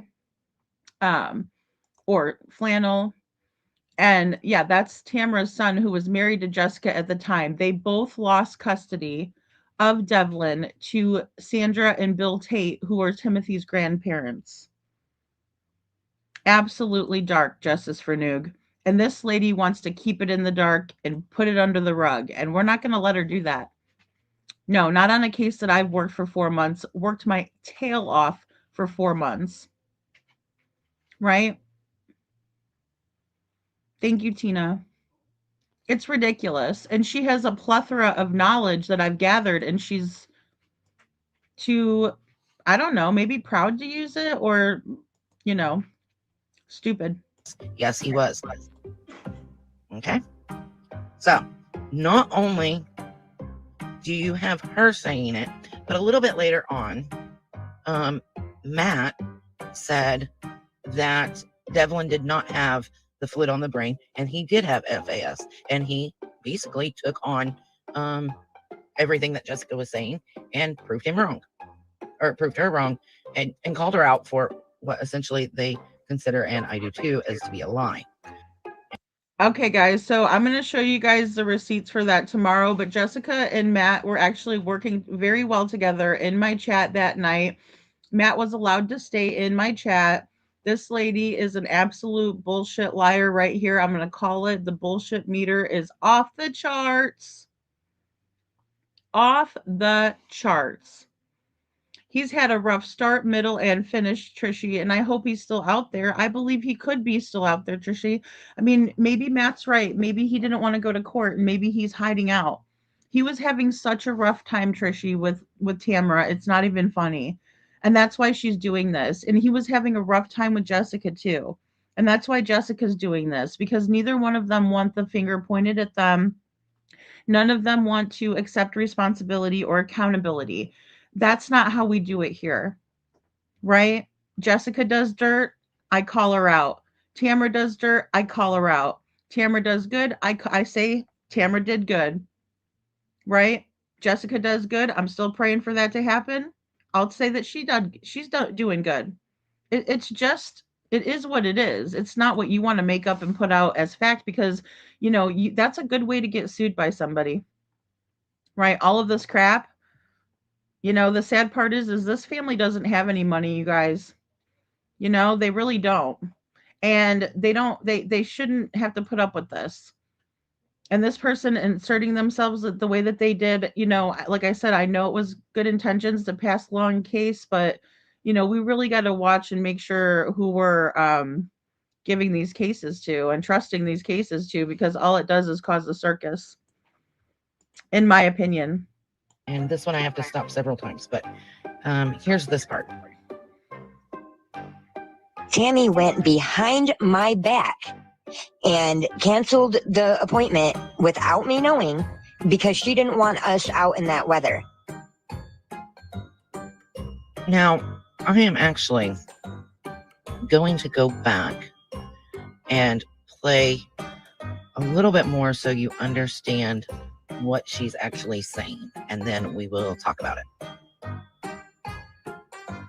And Devlin was born in 06, and the winter of 06, 07, we were having really bad ice storms and blizzards. One of Devlin's appointments was during one of those ice storm blizzard days, and Tammy went behind my back and canceled the appointment without me knowing. Okay, so she is talking about essentially why Devlin was removed from her care. Now, Jessica, in her defense, is an epileptic and can't drive. Okay, so she was having to rely on people like Tamara or the Taits or other people to take her to these appointments with Devlin, right? Now, at this point, Tamara, who is Tammy, that's who she calls Tammy, was supposed to take her to this said appointment. Okay, but there was an ice storm and a blizzard, and Tammy canceled the appointment because she didn't want Devlin, who was already suffering from issues at birth, right, to be out in that weather. She did not feel it was safe. Do I believe that she did it behind their back? No, I do not, because she couldn't have. If I make an appointment for my child, you cannot call and cancel that appointment for my child. That has to be me. And at this time, when she's talking about this, she, Jessica, still had custody, right, of Devlin. So he's just a small boy. She had custody, and she's trying to blame Tammy for these canceled appointments. I fully understand why that appointment was canceled. I get it. Fully understand and agree with it. You do not need to take a small child, an epileptic, and anybody else out in an ice storm and blizzard to drive at, half hour, an hour away, 20 minutes away, whatever it is, to a hospital for an appointment if it's not safe, because in my opinion, it was not safe. So I understand that being canceled. So I wonder if he... Okay, guys, so let's see here. Are you lying or is Tamara lying? Because I have text messages from Tamara, emails, talking about how she never canceled that appointment. Now you're saying you understand completely why she canceled the appointment. Or do you just not have a fucking clue what you're talking about? I mean, it's bad. It's bad, Chuchi. This lady gonna go back and forth, and I'm gonna go forward a little bit, lady. Stay consistent. I feel like I'm on a hamster wheel listening to her. Lord help me, in my opinion. I did speed her audio up a little bit, Chuchi, but I hear ya. I mean, it's just she's harping on the same subject over and over and over again. And I do think that uh, Justice for Nuke, I agree with you. Jessica has absolutely placed the blame on everybody but herself. But again, uh, Tamara's son, Timothy Hatfield, signed the birth certificate. Where was he at? He needs to be held accountable as well. And also, Justice for Noog, there was a PI that was working Devlin's case and they ran him off. The family did. Every single last one of them ran the PI off. I have a great live that lady needs to listen to with Brandon Orman. I mean, it's terrible. And they ran the people off. Any good person that tries to help, they run them off because they're all trying to place blame. It's not just Jessica, it's all of them. Knew he was adopted. Yes. Devlin did know he was adopted. He knew all his life. I drove canceled appointment. Yes, she canceled it due to the fact that there was very inclement weather with, even as Jessica said, an ice storm and blizzard, right? So yes, it was canceled, but I do not believe that it was canceled behind her back because again, you make the appointment, you are the parent, you have to be the one that approves and or cancels appointments, okay? Why would somebody act like it's no big deal if their baby has vision problems for frick's sake? Exactly, the employer. Like, she's like, oh, well, we all wear glasses anyway. I don't care. Like, really? It's a little more than just he might need glasses, right? It could have made him blind. It could have caused issues with his brain. Yes, kudos to Shannon and anybody else who has broke that cycle. Why was she allowed back in his life? Okay, so when Jessica came back into Devlin's life, Devlin was 18. So the family couldn't say, we don't want you in his life. Now, that was said. I have the screenshots. That was said. But Devlin was at that point an adult, right? So he was able to make that decision.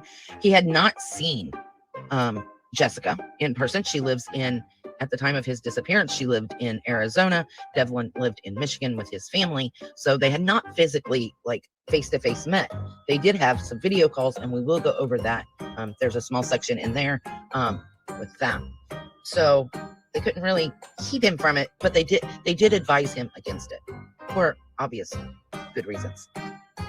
You could do a lot of harm to him, in my opinion. I agree, darling. I agree. I fully agree with, first of all, not making him wear the helmet is a lot of harm. Using drugs and alcohol when you're pregnant does harm to a baby.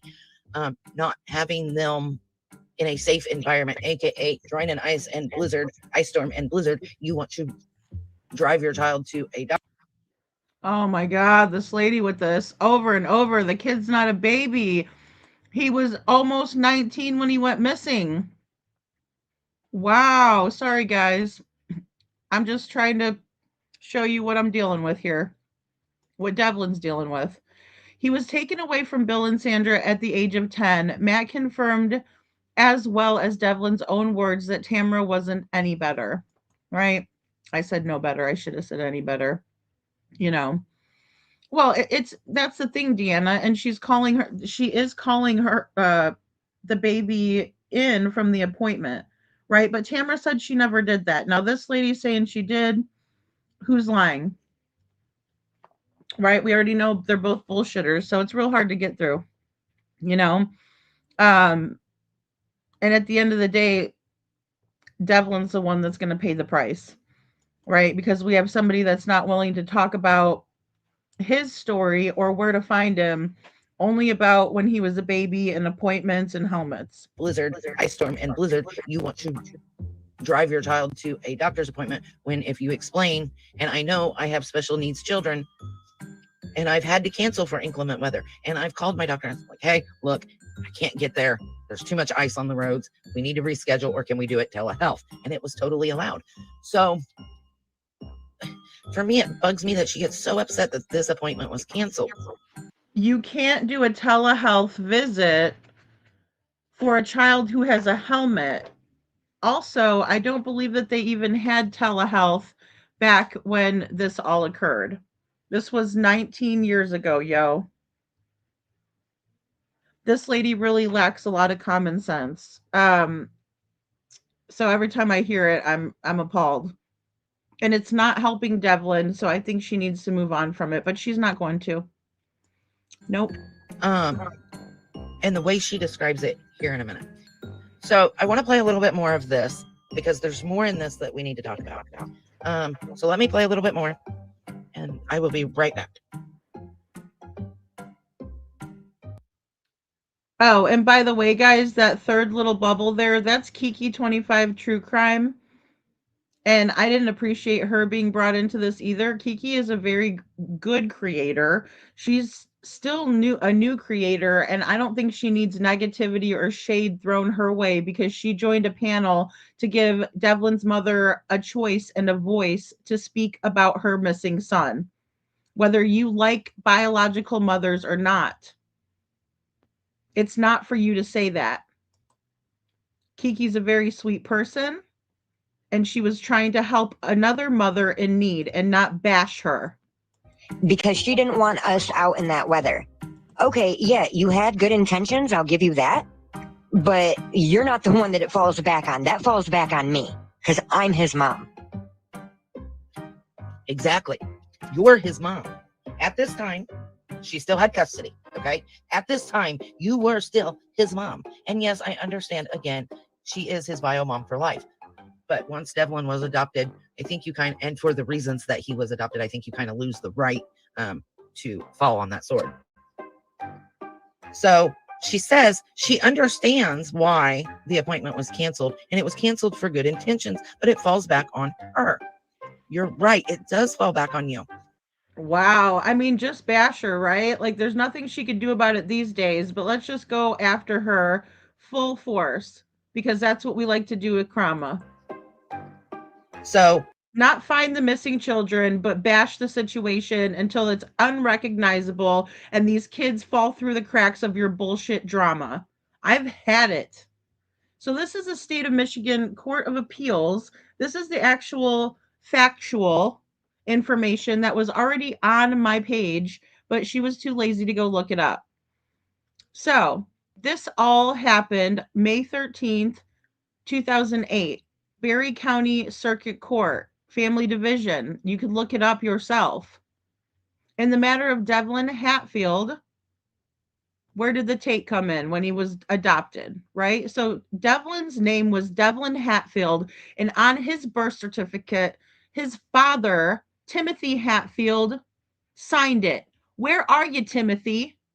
Because Jessica shouldn't have to bear the whole brunt of this bullshit. It's not fair, and when people are treated unfairly, it enrages me. You ignoramus. Department of Human Services petitioner, appel. Here we have versus Jessica Lynn Hatfield and Timothy Allen Hatfield Jr. Respondents, these are the respondents. So they've been petitioned by the Department of Human Services, which who knows if somebody called on them or not. We'll get into that too further. But Tamra was saying that Jessica got her child taken away, but Tamra's son got his son, Devlin, taken away too. Didn't he? Because he's named here too, isn't he? Come the fuck on. She says she understands why the appointment was canceled, and it was canceled for good intentions, but it falls back on her. You're right. It does fall back on you. It falls back on Timothy Hatfield too. You need to take accountability as a man, Timothy. Where have you been? Have you come out once and said, "Where's Devlin?" Have you put out a single sign? Have you searched for Devlin? Have you passed out a fucking flyer? Where the fuck are you, Timothy Hatfield? It's not all on Jessica. Their own family took this child away from them, and this is what the courts had to say about it. Respondents appeal as of right from a circuit court ordering terminating their parental rights to the minor child pursuant to such and such. We affirm. The trial court did not clearly err in finding that the statutory grounds for termination were established by clear and convincing evidence. Do you guys hear that? Are you seeing that? Is everybody listening? American Justice, you in the bushes, can you hear me? Can you hear me now? Good. I'll read it again just in case. The trial court did not clearly err in finding the statutory grounds for termination were established by clear and convincing evidence. So that means that they didn't have clear and convincing evidence. So stop sending your bullshit over the YouTube verse. It's not true what you're saying, and here's the proof of it. The child came into care because respondents neglected his medical needs. And that's what Jessica also said that she did. She said that was the reason why, which included failing to take him to doctor's appointments. That's what she said the reason why. But you're too ignorant to look up the fucking court documents that you said that you took extensive notes on my channel. This was all over my playlist. This document. Not what Tamara said, not what Jessica said, not what Matt said, not what Sandra said. Bill's not here to say anything. Rest his soul. Right? But that it doesn't, Timothy hasn't said shit. He hasn't said one single word about Devlin. Not a peep. Right? But she said Jessica admitted to not taking him to the doctor's appointments. Whether she pointed the finger, I agree with Justice Fernoog. She did not take accountability, and that's how Jessica is. But neither does Tamara, and neither does Tim, and neither does anybody. And Devlin falls through the cracks. I'm not failing this child. You guys can do that. That's on you. And because they failed to maintain safe and sanctuary housing, right? So here it is. They did not have a safe and sanctuary housing, meaning they might not have had a place to live. Maybe they were kicked out of Tamara's. Maybe they weren't supposed to live there. Jessica has said her side of the story. Tamara said his side of this, or her side of the story. But this is the real deal, right? So this is what I'm going off of, and I always have gone off of this.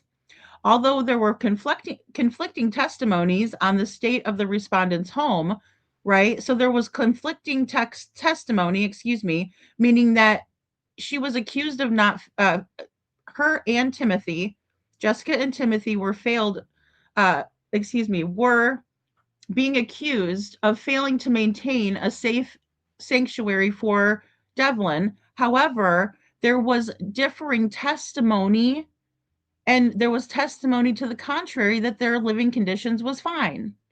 The court resolved this issue in favor of the petitioner's witness, right? So the witness for the state. Who was the witness for the state? Because that's who they ruled in favor of, in black and white, clear as day. If you don't understand it, Google it. Ask ChatGPT to explain it to you, right? And the court defers to the trial court's assessment of witness credibility. The testimony also showed that the respondents lacked reliable transportation and used this as an excuse for not participating in activities under the service plan. However, they could not have arranged for transportation with others, including the agency, but failed to, right? So they could have done more, but neither one of them, not Jessica, not Timothy, because he's not getting off the hook with me here. He is not getting off the hook ever with me here.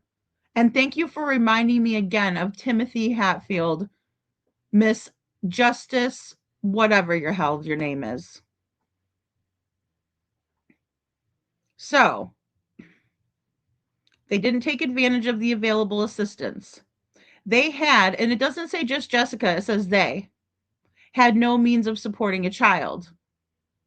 They, not just Jessica. Further, the evidence on the whole record did not clearly show the termination of respondents' parental rights was not in the child's best interests, right? Evidence on the whole record did not clearly show the termination of the respondent's parental rights was not in the child's best interests, right? And then they cite a case. The trial did not clearly err in terminating respondent's parental rights to the child. This is the facts. These are the facts, Jack. I'm sorry that you don't like them and you'd rather talk about helmets. It sounds like you need a helmet. And also, you're the only one that could have canceled that appointment. I might be wrong. Maybe it's different in Michigan. But I know in Indiana, when I scheduled appointments for my child, and I know it for a fact because there were times that I scheduled appointments for my kids, and my ex-husband would try to cancel those appointments or change those appointments, and they would request to speak to me because I'm the one that made the appointment and I'm the parent.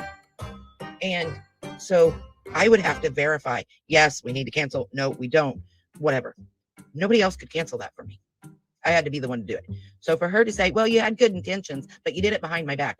I don't believe that. I don't believe that for 1 second. Guys, let's get Melissa to 500. Yes, I'm close. I'm like at 418. So, that was that I wanted to share. And I don't know. Maybe it's because I'm biased. It might be. Maybe it's because I have a gut feeling with this person that I don't trust her. So maybe that's why I have an issue with this. But this just seems like a really, stupid statement. I'm going to play it. And then you guys tell me if that really does sound as stupid as it sounds to me. I was 18 when I got pregnant with Devlin. I was 19 when he was born, which makes this even more messed up because Devlin was 18 when he went missing. And shortly after his disappearance on Memorial Day, my son turned 19, which oddly enough, he was born on Memorial Day 19 years ago as well. Really? I wouldn't have guessed. If he turned 19 on Memorial Day, I wouldn't have guessed that he was born 19 years ago on Memorial Day. Like, is it just that I'm biased, or is that not really kind of a dumb statement? Like, okay, you were a kid when you got pregnant. You had him at 19. You were 18 when you got pregnant. But telling us he was turned 19 on Memorial Day, but that's odd because on Memorial Day he turned 19. Like, really? No, we wouldn't have guessed that. All right, guys. Jessica did elaborate on that. She was talking, and this lady played 2 seconds of what she was saying and then stopped and didn't even allow for her to finish what she was saying. She was talking and telling us when Devlin's birthday is. I think that that's a good thing to know. I just made a video about Sebastian Rogers, and there was a picture of him when he was very first born, and I wanted to put his birthday. His right birthday, and I always get confused. I don't know why, but it's for me too because I'm in December, and then I'm like, how the hell old am I again, right? But he just turned 17, right? Just like Devlin was just shy of his 19th birthday, and what his mother was trying to say is that it's very ironic to her and upsetting to her that she gets a hold of him when he's 18, and then before his 19th birthday he vanishes. That's what she was trying to say. Now, I don't know if Jessica has guilty knowledge. I'm following every single fact and every single lead I can possibly follow. I am not biased. And Trishy, I appreciate that. Biases are not good to have as a journalist. It's not good to have as someone who is a commentator or, even someone who says that they're trying to help you solve the case. But with this girl, she's not trying to help solve anything. She's trying to dredge up the past and talk about it over and over and over again. And it's not like anything that's going to help find Devlin. So she's digging into details that don't matter. And in my opinion, saying that she doesn't trust people, but she's not taking the time to look up any of the papers and the proof that has already been put out there for her. I mean, it's a treasure trove of information. It's kind of, for me, like when I go to Justin's channel or I go to a bigger channel that does a lot of research and who cares about receipts. And then I can go over there and be like, oh wow, this is a lot of information. This is really cool. I can bring this in and show this to my audience, and hopefully I can help them understand the situation better so we can try to find this person. And it's amazing to me that she has neglected to do that, and then she's harping on Jessica's neglect, which she admitted. Weird. Why does she sound like she's an old woman, right? Like her mic was on this entire live, and you can hear her speaking to her younger child, who I believe was around 3 at the time. And it's like, we'll get to some of that because she makes some really weird statements here in a minute that I wanted to throw my computer out the window when I heard it. But we'll get to that here in a minute. So thank you very much, Trishy. You're absolutely right. Memorial Day isn't always on the same date. So if he was born on Memorial Day and then he went missing on Memorial Day, that's noteworthy. And she also mentioned that. So I'm glad you jogged my memory on that as well. Thank you, Trishy. Absolutely. That's what she was. I think that's what was freaking her out. And, those are the things that, made me identify Jessica as someone who cared about Devlin. I think that she has a large set of issues, but, not everything she says needs to be bashed, because she was making a point there. And I appreciate that, Trishy. Thank you so much. I just thought that was kind of weird to say. Explain why she lost custody in her own words. It transpired after Tamara called in and canceled the appointment because of the weather. So we missed that appointment because of that. And then he missed a second appointment in Grand Rapids for his helmet because DHS's ride failed to show up. Now, because of missing those 2 appointments, they took Devlin away for medical neglect. Okay. So, right, don't toss it out the window. Trust me, I was like, really? I was really frustrated. It took me several days to get through 4 hours because I was so frustrated. So it was okay that he missed the first appointment, I'm sure, because they understood it. And it feels to me like she is the type of person, and I don't want to judge her, but in my opinion, it almost sounds as if, well, it's everybody else's fault. It's everybody else's fault that I lost custody. It's this person's fault because they supposedly canceled appointment, which again, I don't believe with 1 ounce in me that it. Oh, Jesus. I'm sorry. Yeah, this is more important. Justice for New asks a great question here. Was there a carnival there or an event close? So, they had a lot of things in town that were coming up. Like it's called the Syrup Festival. And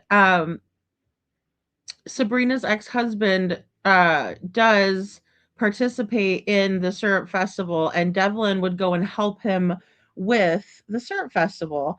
And so that was actually going to be the following weekend, but Devlin went missing the weekend prior, if that makes sense. So that's a great question, Justice for New. I think there was going to be some, festivities, right? Because it's springtime. But that was one of the ones that I do know about for sure. So thank you for asking that. I feel she's leaving something out of the story. She is, Tina. She definitely is.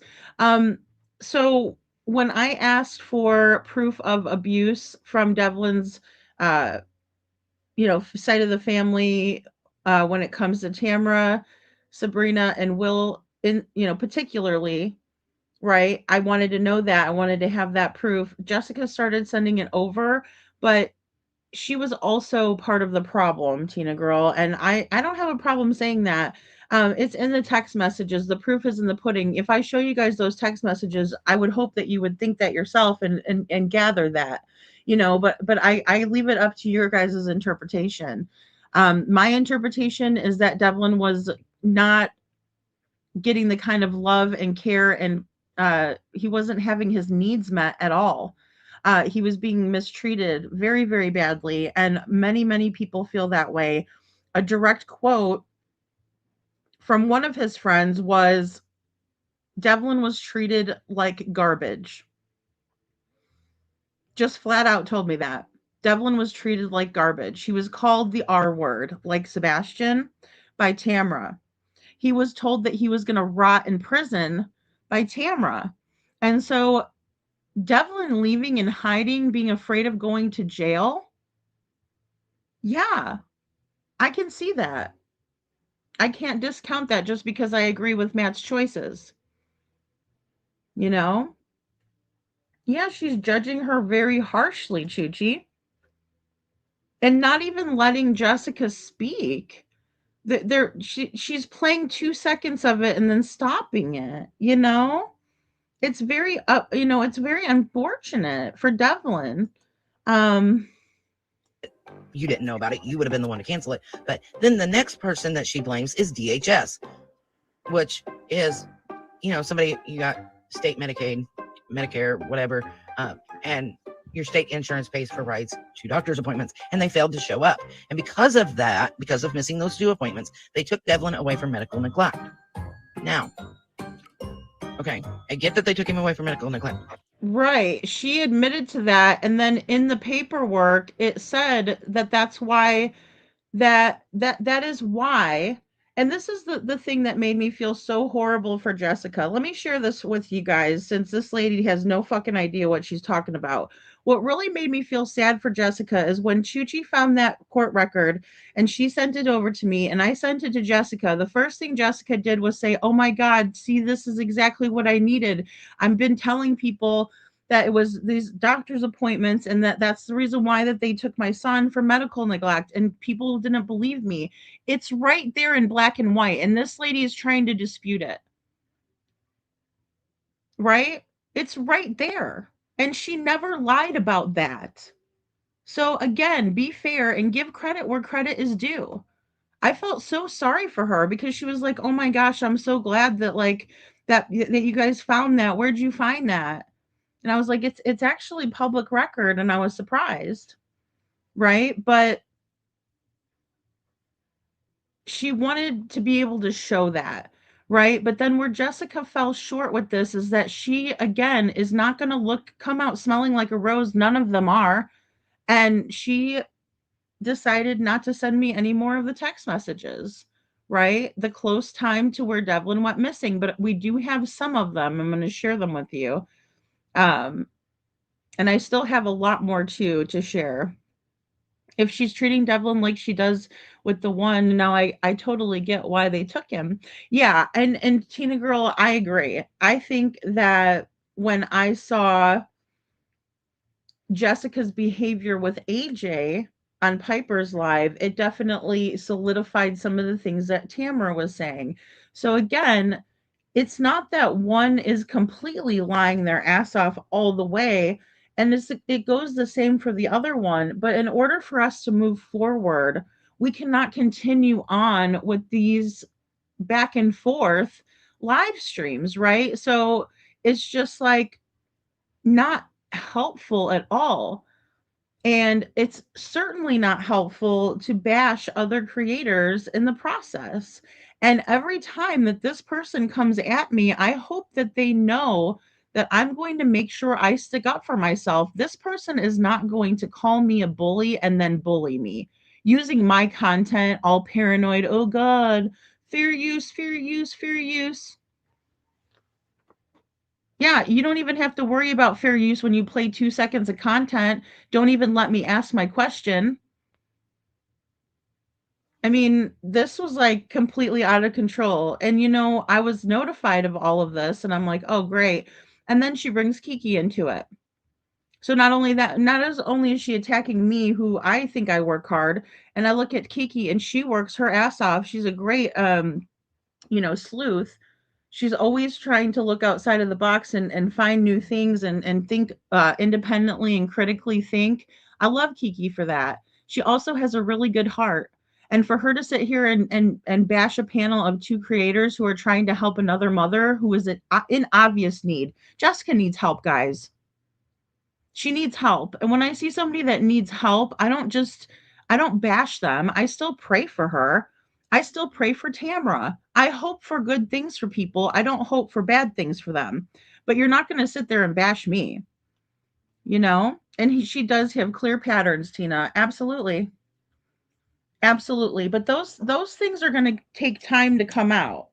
There's no amount of, bashing another, because I don't care about what happened back in the day. I have the court records to prove it. I don't care really what happened back in the day. I gave her a choice to tell her side of it. I've given Tamara a choice to tell her side of it. You know, whether they want to take that opportunity or not is up to them. And Jessica did take that opportunity. Sabrina took the opportunity to come on the panel. And then Tamara has not. I also gave Matt an opportunity to come on the panel. So I've given these people the space, you know, to do these things. And it's really upsetting that this person only wants to go off of one side of things, you know, because I do think that Jessica has very strong patterns. And like I said, guys, there's been a well check done on Jessica, and it was very recent. So I think, and I hope I'm right about this, but I think the state is absolutely involved and sees what she's doing. I hope that they can get her some help, you know? Yeah, I don't know. It's weird. It's only, and Tina, she doesn't even give me a chance to say anything or play any of the content, like even 2 minutes of it, and be like, I mean, here's the whole entire context of the subject. I was just blown away by it. And then she had the audacity after she was through doing this to tell Tamara that she wants to talk to me. And I said, well, you can give her my email. But like, I told Tamara, I said, this is a big problem. And then when I actually had time to go back and listen to it last night, I was like, oh, this is crazy. I have to say something about this, you know? Thank you, Mama. And I appreciate all the creators out there. We all do such a good job, right? We're all working really, really hard. And it's just very disparaging unless you're a hate channel that wants to get up there and just talk bad about other people and play their content. And that's what she's doing to me. And I'm not gonna let her do it. You know, I will stand up for myself and for Devlin because he doesn't deserve this. Everything was going fine until she came into the picture. Tamara and I were talking. Tamara was upset that I hadn't contacted her in a while. Well, I was too busy researching Jessica. I was researching different options. And I know that you guys think it's silly, but I do think that there might be a connection where Devlin might have been, you know, hiding out somewhere there. I'm not going to take that off the table just because Jessica lives in Arizona. Look, I've told Tamara even the same thing. Jessica had a little bit of extra money. And then Tamara said to me, well, you know what? She was paying for, you know, his cell phone and things like that. And I said, yeah, she's got a little bit of extra after she pays all of her, you know, bills. She could have been saving up and sent for Devlin, and he got into a car with somebody that she knew. You know what I mean? Like, you guys got to think about that. What if something bad happened to Devlin on the way to Arizona? You know? And not you guys need to think about it. I mean, that community, because they're too worried about talking about hens and chickens and birds and this and that and the third. And Devlin is lost in that mix of the trauma, grimy shit. But I don't understand, and I don't believe that it was only 2 missed appointments. It might have had something to do with the fact that you were calling or talking to doctors and saying, well, does he really have to wear that medical device? It might have had something to do that there's proof that you were doing drugs and drinking alcohol while you were pregnant, and he was born with FAS, and a host of other issues. That might be why. There is no proof that Devlin was born with FAS or any of these diagnoses. They don't have the paperwork. Matt said he was going to send it to me as I read it to you guys on October 5th of last year. He has not sent it to me. And I'm tired of the chromatina. It's so upsetting. And to see these little teeny tiny channels trying to come out and start that, it's just like, it's so ridiculous. And it's not helpful. It doesn't help anybody, you know, besides an ignorant person like this. But you know, Melissa doesn't have the medical records that she's stating are true, you know? Thank you, Trishy. I try really hard, you know, and I want to do better. I want to do more. And every time I turn around, I have these things going on, but maybe I'm supposed to see the stuff that's going on in this case, you know? Maybe this just needs to be exposed. And so that's why I figure let's do that. You know, because it's just sad to me. Again, I would love for the family to work together, but that'll never happen. And this just really, you know, took the wind out of my sails for that ever happening. So Devlin was taken for thanks medical a lot, neglect. Melissa. It's all encompassing, right? It's not one thing. It's not just the missed appointments. It's not just the FAS. It's not just the not wanting him to wear a helmet, or, well, does he really need it? And you questioning a doctor. It's all of it put together. Hey guys, did you guys see anywhere in that court document where they cited any drug or alcohol abuse on Jessica's part? Did any of you guys see that? Because if you did, and I just read the entire document, or I think I just read the entire document, then maybe we need to get Lady Freedom checked in somewhere. Okay? Because I'm pretty sure I just read that entire document and the reason why Devlin was taken away, but yet you want to continue to say it was for FAS. There's nowhere in the court document from the state of Michigan, ma'am, American Justice,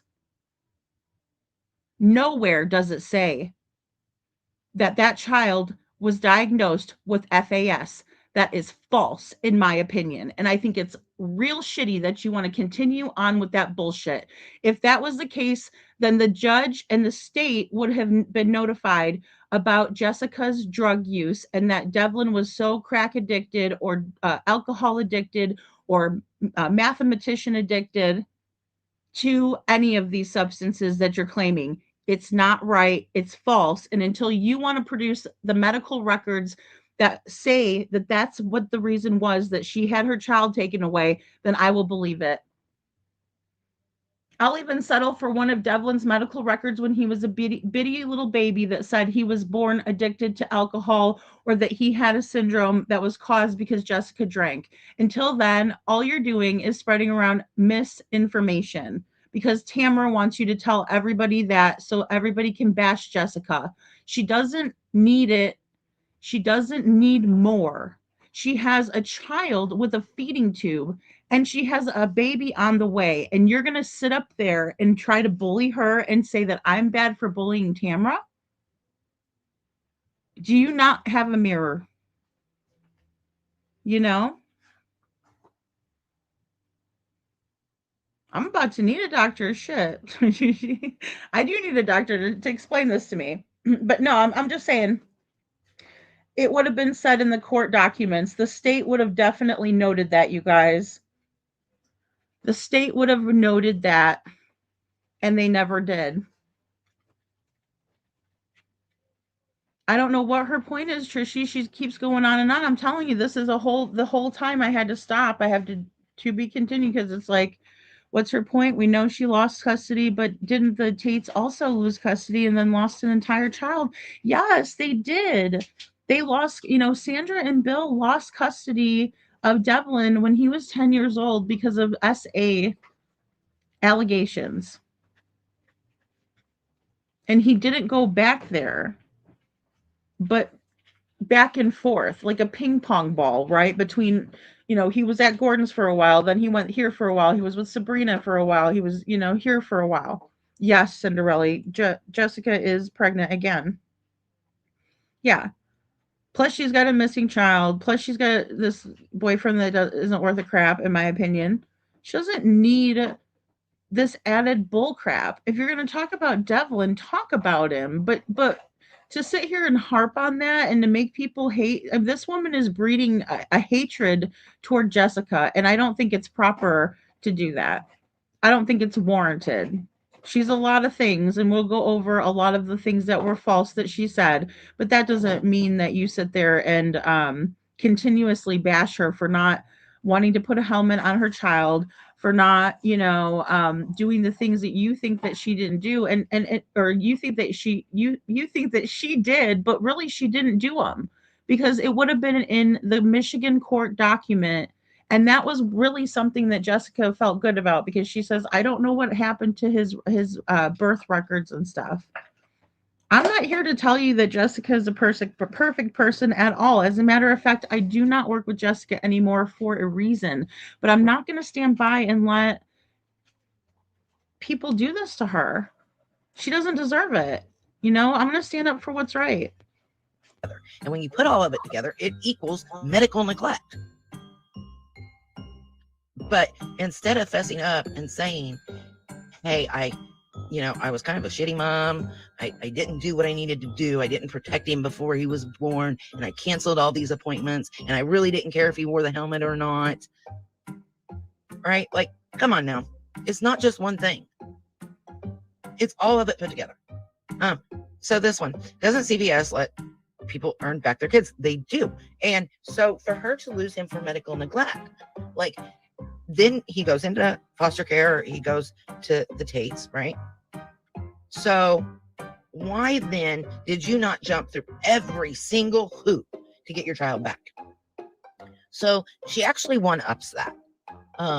And she tries to get Devlin at one point removed from the care of his parents, which is Sandra and Bill Tait. So she's lost him for medical neglect. And then she has the audacity to try to have him removed from the parents he knows. Now, this is going to be an unpopular opinion, my opinion on this. But I'll give it here in just a minute and we'll talk about it here in just a second. Melissa, that sounds more like the real reason he was taken, right? Like, let's be honest. It wasn't just the missed appointments. Exactly like Dawn and Candace, in my opinion. Yeah. I'm gonna let this play for a minute and then we'll talk. All right. And here's the thing. The problem is as soon as her audience was interested on the subject, all she had to do was take a screenshot of the Michigan court paperwork that I've had up for months and show it to her audience and say, this is the reason why. No, but she'd rather bash somebody and make up lies about them. That's really sick. About it, because I'm going to have a very unpopular opinion, and some of you actually might just say you're a horrible parent to me and be kind of mad at me after we talk about this. So here we go.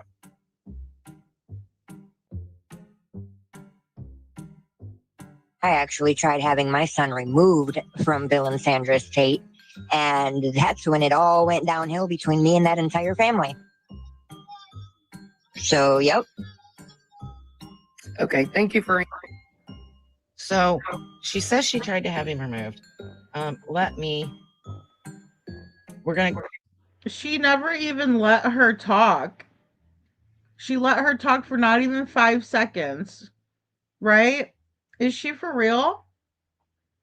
Total ass clown to do that, right? That's not reviewing content. That's not listening to what's going on and making a proper analysis. That's you playing it for 2 seconds and not giving it any type of context. We're going to skip ahead.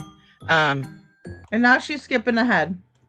And we're going to play one more clip. And then I'm going to go to why my very unpopular opinion. And I understand it's an unpopular opinion and I really don't care. So she just kind of keeps talking about how she tried to have him removed. So here we're going to go back to the brother who is Matt and let you listen to this again. Yeah, and Matt, you need to take it easy in the chat. Look, I'm not easily offended, but we're giving Jessica a chance to talk. It's not your time. You know what I mean? Yes, we're giving Jessica her voice that she's needed for a long time. And Matt, you weren't a part of that back then either. You had nothing to do with anything, the entire time I was married and together with Tim. So when I speak on that, you really have no room to talk. Just saying. Aw, and there's our Kiki. She's like, hey, we just want to give Jessica a voice, right? I feel like she I know she is a parent, Cinderella, but I mean, to relate parent to parent, you're at least trying to find information out from the family, right? And help them get that to the public so people can help, right? But instead, this girl is just off the charts going after this mom. And I'm not gonna let her do that, So Oh yes, Trishy. See, that's a good thing. See, I like to exercise to keep my to keep my stress level down. Um, so yeah, um, it's amazing though. No, ridiculous. And I did tell Tamara after I heard this, I just said I cannot and I will not work with that person. Um, not after she did that. So I'm good. I do value myself. And it sucks that I have to talk about her and that some people will go over and subscribe to her. That sucks. But I'm willing to take that chance and that risk because I think that this person needs to be exposed and maybe she'll change the way she runs her show. I'm not going to change the way I run my show because I'm pretty proud of what we've built here as a community. And again, Tamara tried to accuse me of using Devlin's case for clicks and views. We have 18 wonderful, lovely, sweet people in the chat who care very much about Devlin Tait, and many of you have been here with me since the 5-month mark when we first started talking about Devlin Tait. When I talk about Sebastian Rogers, I can get at least 150 people in here, right? When I talk about Sebastian Rogers, because many of my people, and that is how I started my channel, was with Sebastian's case. So, and Sebastian is very special, right? He is the reason why people come in because people want to talk about Sebastian. They want to find Sebastian. I'm trying to build that same momentum for Devlin, and these people are literally creating drama instead of helping. I'm beyond pissed, if you can't tell. So I was watching this and I didn't see that he had said anything really all that out of pocket. But again, you're speaking to, I get you're speaking to the biological mom. I understand that. I get that you're letting the biological mom have her say. But this is a woman that has spent less than 2 years in a 19-year-old's life. Like, I don't how much does she really know? Especially since continuing through this live. Well, I don't know. You'll have to ask Matt. I don't know. Matt would know better than me. I don't know. You'll have to ask Matt. I don't know. Ask Matt. Matt would know better. Like, that was a constant over and over and over type thing that she did, to the point that essentially Matt was answering all of the questions in chat. The fact of the matter, Melissa, is that Devlin is still missing. He's been missing for 9 months. Whoops, sorry guys. I went to go right in the chat. Amen, Tina. That's what I was going to write in the chat anyway. Amen. Let me see. I don't know why this moved. Give me 1 second. Sorry.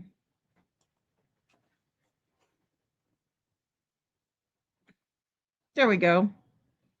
Sorry about that.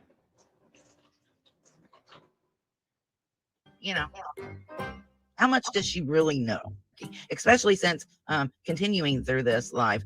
Well, I don't know. You'll have to ask Matt. I don't know. Matt would know better than me. I don't know. You'll have to ask Matt. I don't know. Ask Matt. Matt would know better. Like, that was a constant over and over and over type thing that she did, to the point that essentially Matt was answering all of the questions in chat. The fact of the matter, Melissa, is that Devlin is still missing. He's been missing for 9 months. So I really suggest that you stop with the bullshit, quit with all of the drama. It's tired.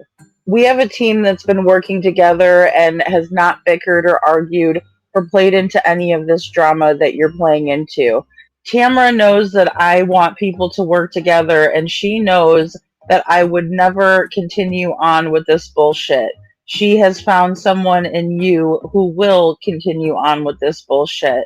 Now, is it better for Devlin to have people working together or to continue on about his helmet that doesn't matter anymore? You make the choice. And to all you beautiful people who have been following Devlin's case since I've started it at the 5-month mark, hang in there. I just need to take care of business. I'm not going to let this lady disparage Devlin. Watch what happens in part 2. In my opinion, it's more than pitiful to come into this case at the 9-month mark and start causing drama.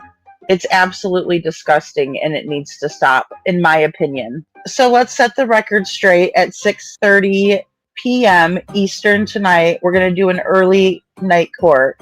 Devlin deserves so much better, and we're going to make sure he gets it. He deserves to be found, and he deserves to have his story told truthfully.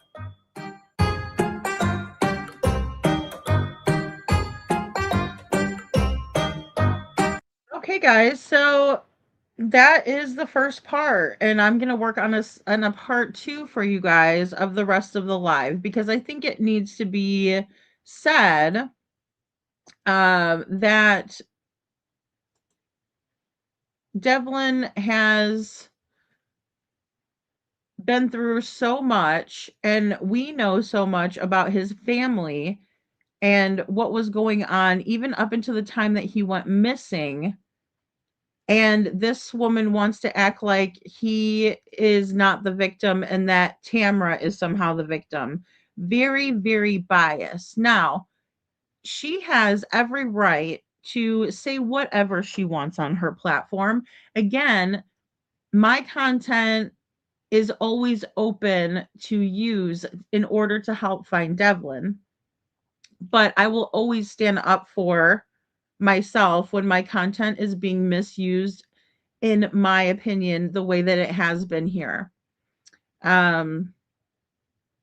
It's not right. So yeah, she's admitted it too, Cinderella. She's not willing to talk to anybody. I've talked to so many people, guys, and there's people that I cannot name because I do not want them feeling like they could be threatened by the Tates or anything like that. Like I said, in particular, Devlin's friends, things like that. Trishy, I just can't believe it. That was like a whole live, 2-hour live. I shaved it down to about that, 40 minutes, but there's still quite a bit to get to. And it's crazy. So we're going to do that. I also want to do a review on Sebastian Rogers' uh, video that I just put out. It's for day 3, and I'm going to start a new playlist just for us going back over Sebastian's case. So we have a lot of things that we're doing at the channel. Also, again, Hey Jude said yes to our trivia, so we're going to do our trivia, members only. Please join us for that. I'm going to try to do that we're doing that on the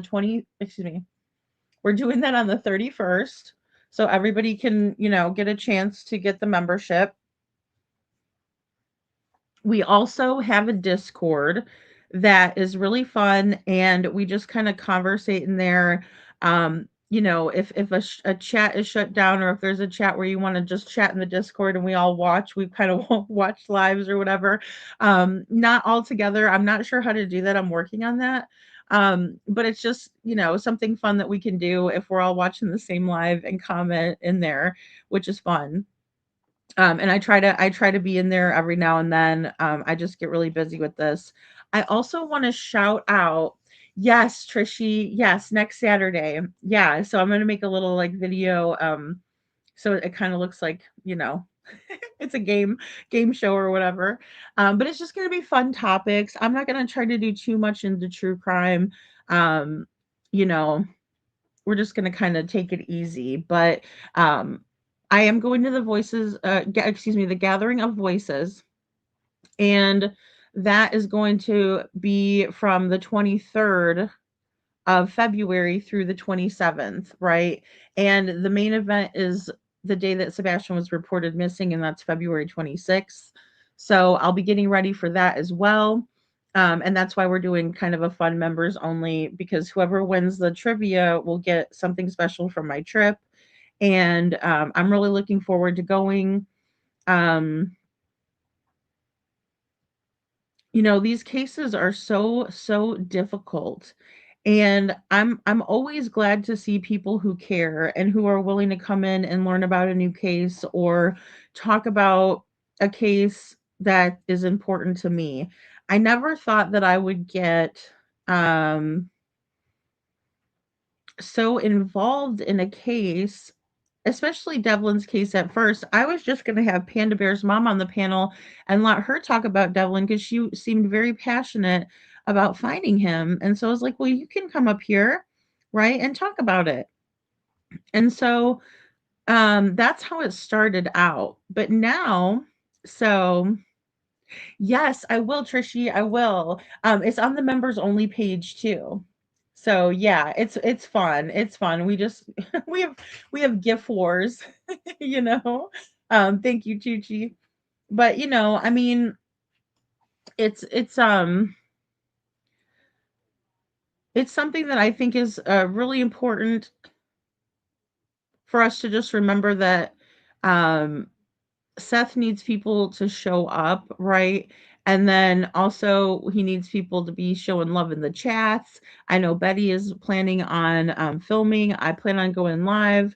Um, I'm going to make some signs up. And again, if you guys have any sayings that you guys would like me to write on the signs, I will do that. What I wanted to do is put Sebastian's flyer on a bright green sign. And then I want to write down messages from you guys. Just a message from your heart to Sebastian. And then I want to hold that up as, you know, messages for him.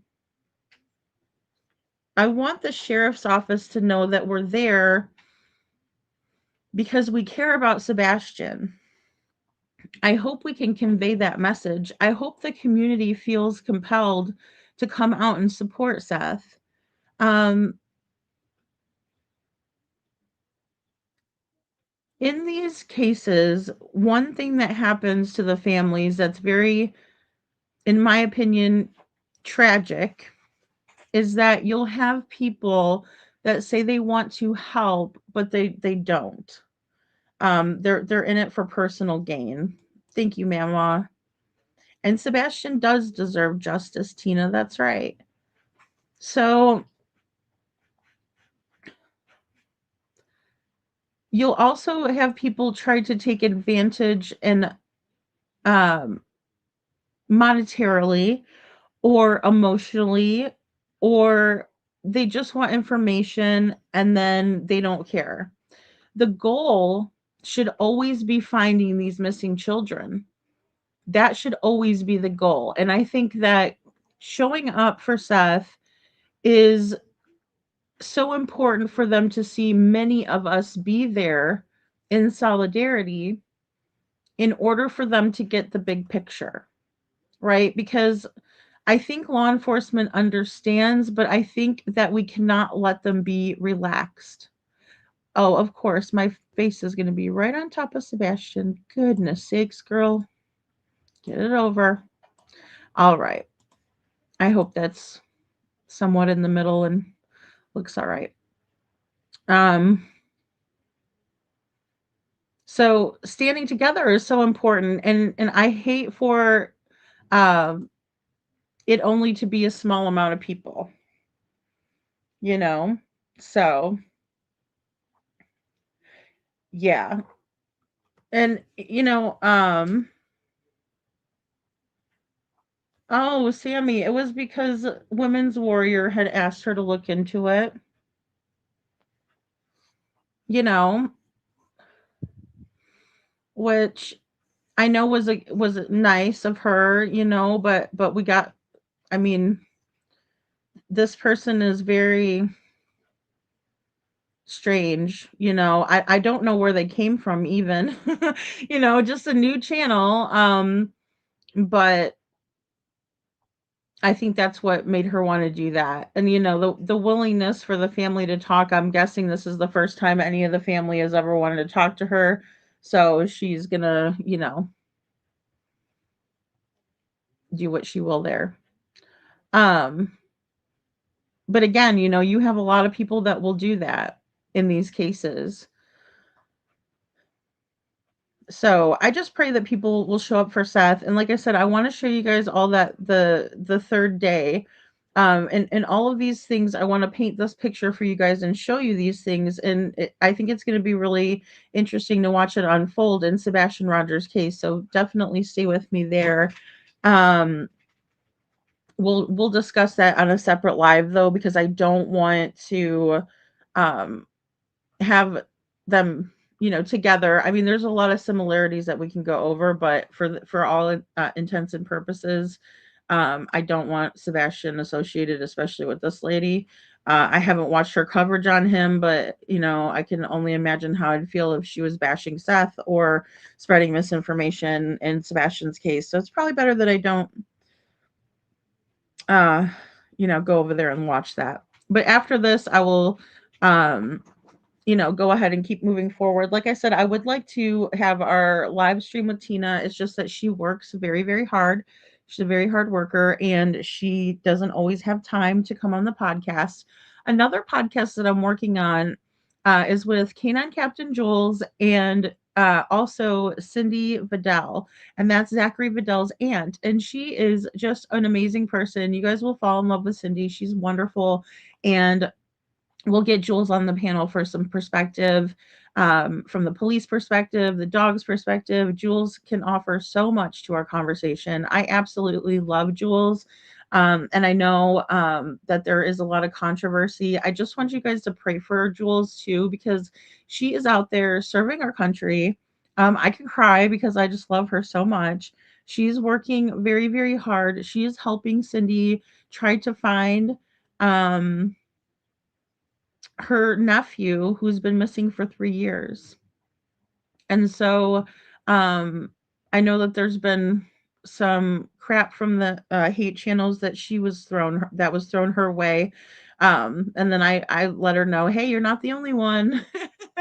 Just so you know, I'm right there with you, sister. So I hope that she is doing good, because I mean, and that's what happens, guys, in these cases. These people like to turn it into something about themselves and not about the missing person, right? And in this case, this lady is looking to build her channel, and she thinks that's the way she should do it, instead of presenting facts or saying something smart. So that's my you know I know, and that's all we need is another hate channel. And I'm like, oh no. And then I was like, okay. And I was blown away because, you know, thank you, Cinderella. Yeah, I think it's going to be wonderful. And like I said, I think it'll be so uplifting for Seth. That's another thing, we have to keep, um, his spirit's good and everything like that too. And just let him know that we care. That means a lot, because there's been a lot of people that have shown him otherwise. And I can't stress that enough. And that's hard. Look, it's tough being an investigative person, right? And coming and presenting information to the public. It's very, very difficult, because you want to do more good than harm always. And so but when you're intentionally doing harm and just harping on a subject, not talking about the missing child, in the first hour of her live, she talked about Devlin for maybe 2 minutes. And I would challenge anybody to bring me proof of otherwise. Other than that, it was Jessica, the helmet, the this, the that, the other. Didn't If she's talking to Tamara, she should have that whole entire timeline and story down pat. But she doesn't. She read it off the flyer. That shows me how much time and research she actually did. Now, again, I'm going to go ahead and drop the link for Sebastian for his flyer. If you guys want to, send me pictures of you guys, posting a flyer in your area, like even if it's down at the gas station, or, if you think about it and somebody says that you could use a bulletin board, send it to me. I'll show it to Seth. I will do a video. And also, I almost forgot. Thank you, Seth, for sharing my video that I made. I hope that it made you smile. I hope that, you enjoyed it. Guys, 2 years is too long. 2 years is too long. Sebastian was kidnapped, according to the FBI, according to the link. I don't know what to think of that, but Trishy, thank you. Aw, thank you. Yeah, Mama, I think that's so great. Like anything we can do to just show our love and support to Seth, I think that would be fantastic. And like I said, we're gonna make it, about justice. We're gonna make it about um letting them know we're not gonna forget. And I would love to make it about Seth feeling loved and cared for and supported. And if Sebastian's out there, guys, and he's watching any of it, or he ever comes back and he can see this, right? Like in the event that he comes back and he can see this, because I know everybody has differences of opinion, but he's going to feel loved if he sees it, right? And I'd rather be a part of that love train than the hate train. So thank you, Little Miss Sharon, and thank you so much, Little Miss Sharon, for all your support, and all of you guys. Chuchi, thank you. The Eagles are for Zachary. you know you guys are the best bunch of people, and I just love having you guys here, and I know that you guys care so much, and I appreciate your opinions always. If you guys ever feel off about a guest that we've had, or something that's been said, let me know, because I'll never get mad at you for letting me know what you really think. I hope that um I put that across to you guys, because I really want to know what you all think, because sometimes I might think one way and I'll hear something and I'll be like, wow, that really makes sense. Okay, well, yeah, I can see that. Kind of like Sebastian not making it home at all. I've really started to think about that more so lately than I ever did. And like I said, I like to keep options open, especially because I don't know the truth. I don't know what happened. If I did, the kids would be home, right? And then I would be, helping all kinds of people. Um, yeah, I know. I know, Cinderella. I know. I know, 9 hours away. Well, and it's like sometimes you can get good deals on hotels, but it just depends. It depends on the time. In that area, they've always got stuff going on, because it's so close by Nashville and everything. So, um, but yeah, I'll be staying for the whole week and stuff like that. I'm planning on leaving like the 21st or 22nd. I'm gonna see how everything goes in that regard. But I think it'll be really, really great, and I just want to, invite everybody out. Yeah, Ohio, Iowa. Yeah, I mean that's the thing, and but that's just something small that we can do, and that's something that Seth is always asking us to do. So I think it'd be really nice if we did that for him. And I don't know if he's in here because, but he might be. So hopefully we don't let the cat out of the bag. But that would be fantastic. So. All right, guys. Well, I love you very much, and I hope that you all have a great rest of your evening. I'm going to go ahead and retire to the Bat Cave and finish this other piece to this video, and I just hope that I can show enough receipts to where this person will understand that there is no true villain in this case besides whoever hurt Devlin, and we don't know who did that yet. We're going to find out though, right, Mama? You're welcome. You're welcome. We're gonna find out. Trust me, guys. And then, oh, big shout out to the team. I'm not telling who I'm working with, but I'm telling you right now, the people that I'm working with are good people. We still have the boats that are willing to be going out in the springtime, guys. So we have people that are willing to go out and do these things and make a difference. We don't have to worry so much about these other people, except for, you know, Devlin's name being smeared. I'll never let it happen. When I heard her start doing that in the second half of this interview is the reason why we're even going to review it. But again, justice for Devlin, and he needs to be found. And maybe he's hiding. And if he is, I hope he's listening. Devlin, you're loved, you're wanted. Um, People understand they took you for granted, I believe. And I think that, you know, um, you deserve better. And I think you deserved a place where you could feel safe. And I hope that you know that you are loved by many people, and that we're going to continue to talk about your story until you come home. So, all right. Thank you, little Miss Sharon. You're awesome. Thank you. Thank you. Thank you. You guys have a wonderful rest of your evening.